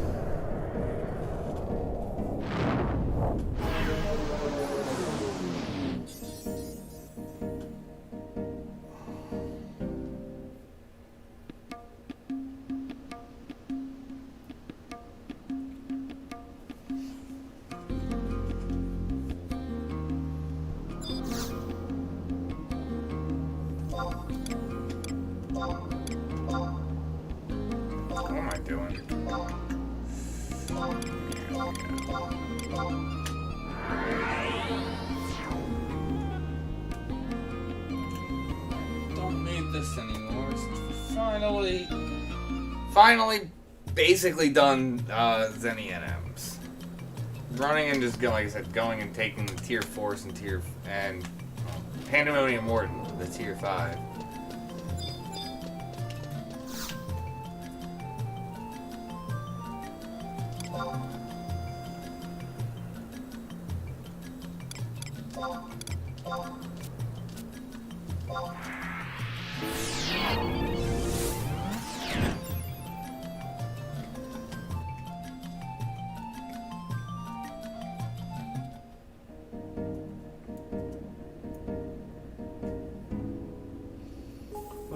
because SC never could do an update with a patch 3 days later, which on PS2 updates took 3 hours. Yeah, I do remember the updates back in the day did take forever. Luckily now they're not that long. It's like 10 minutes at most, if that. Sometimes a little, because they do an update every month. Typically on the 11th. Not always, but it's like typically between the 7th and the 11th is when the new update drops. They update Ambuscade. They will occasionally add new equipment and stuff. Obviously, now they're adding the storyline for the Voracious Resurgence. So yeah, so they're adding and updating stuff. You know, once a month, and so you have to update every month at that time. But it's not that bad. It's like 10 minutes at the worst.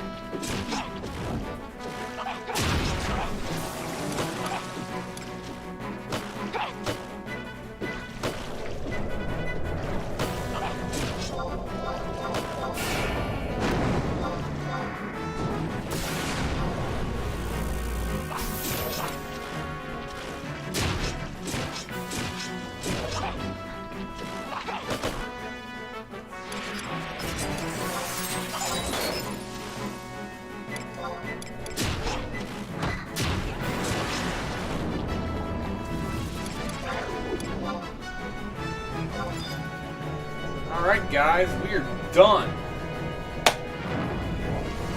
Done all the lower tier stuff. So yeah, so I'm just gonna go and flag my Tizona for the first trial, and then I'm gonna call it a night.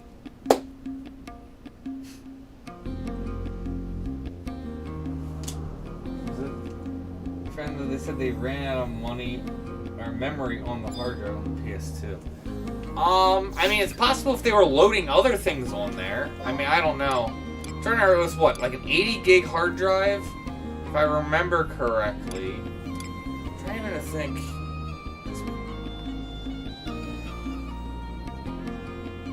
I'm not sure where my PS2 is. I still have my PS2. It still has the hard drive in it and all that stuff.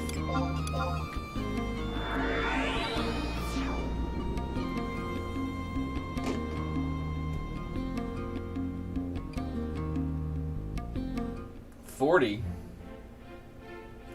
if they had 40, then yeah, I could see you running out of space.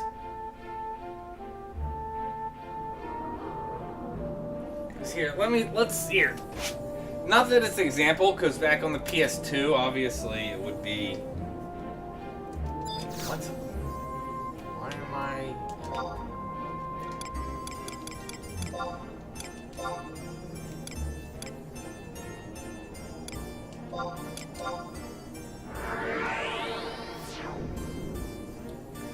But let's look at how big 11 is now, how much space it takes up.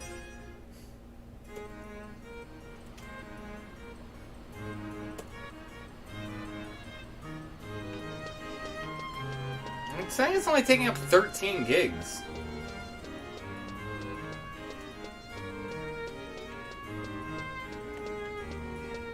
Thought it took up more than that. So if you had a 40 gig hard drive, now it's, and you, again, Adeline wasn't out, then, so that would be, take a decent chunk off of that.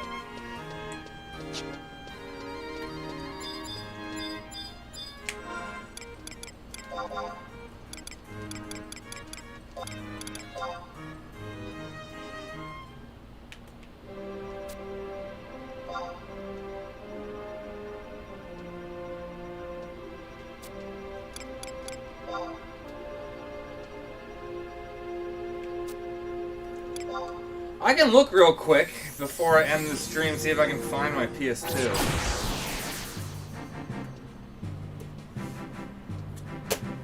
should be around here. I'm not going to spend very long looking for it, but I'll look real quick and I can see what size hard drive it was, just for giggles. I don't want anything out of the chest. No.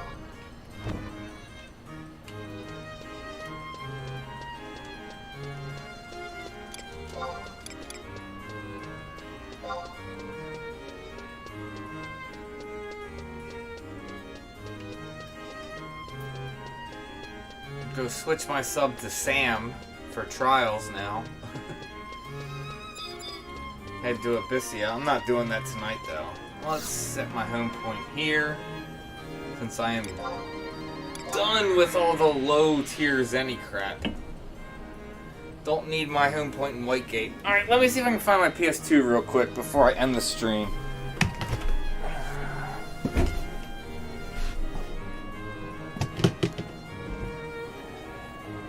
Don't think it's in here. This is all my laptops and networking equipment.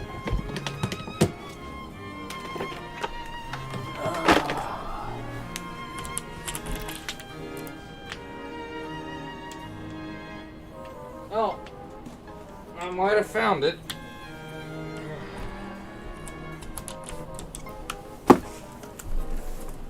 Here's my PS2 box. It's likely in there. Can't imagine it's. Yep, here it is. So I'm gonna have to pop the modem off to see it though.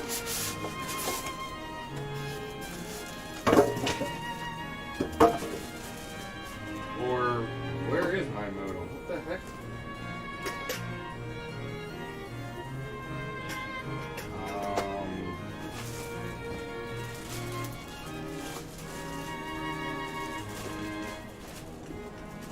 What the heck?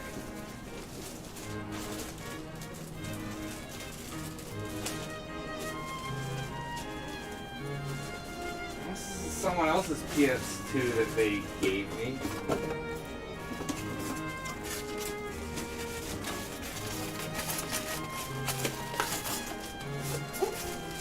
The more I took the modem off and the hard drive off for some stupid reason. I mean, I might have, because it probably didn't fit in here.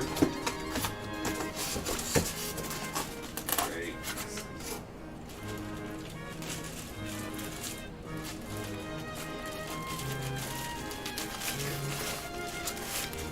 See, now I'm curious.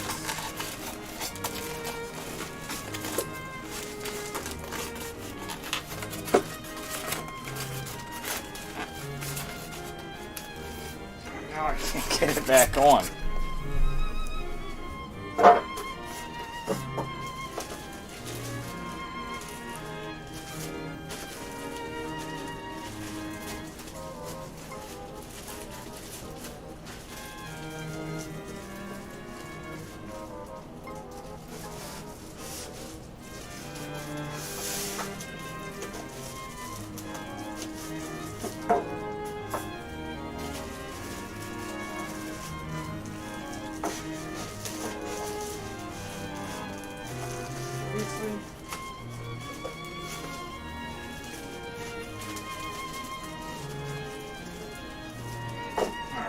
Instead of wrapping that up, let's see.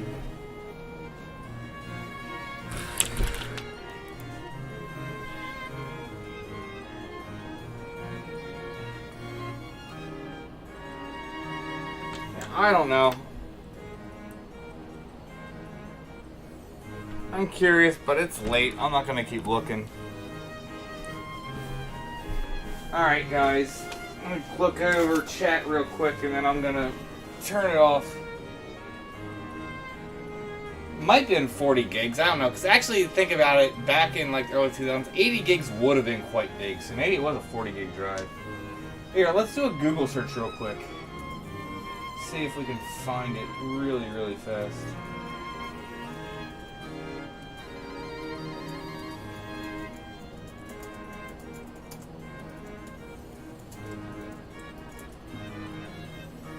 40 gigs, you got it. So that's what the Googles says. So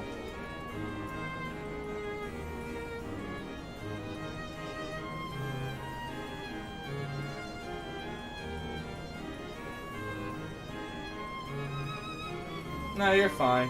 But yeah, guys. Like I said, I'm gonna go hit the sack now since it's late. But thank you guys for tuning in. Thank you for supporting the channel, and may you guys have success in all you do. Oh, so happy to be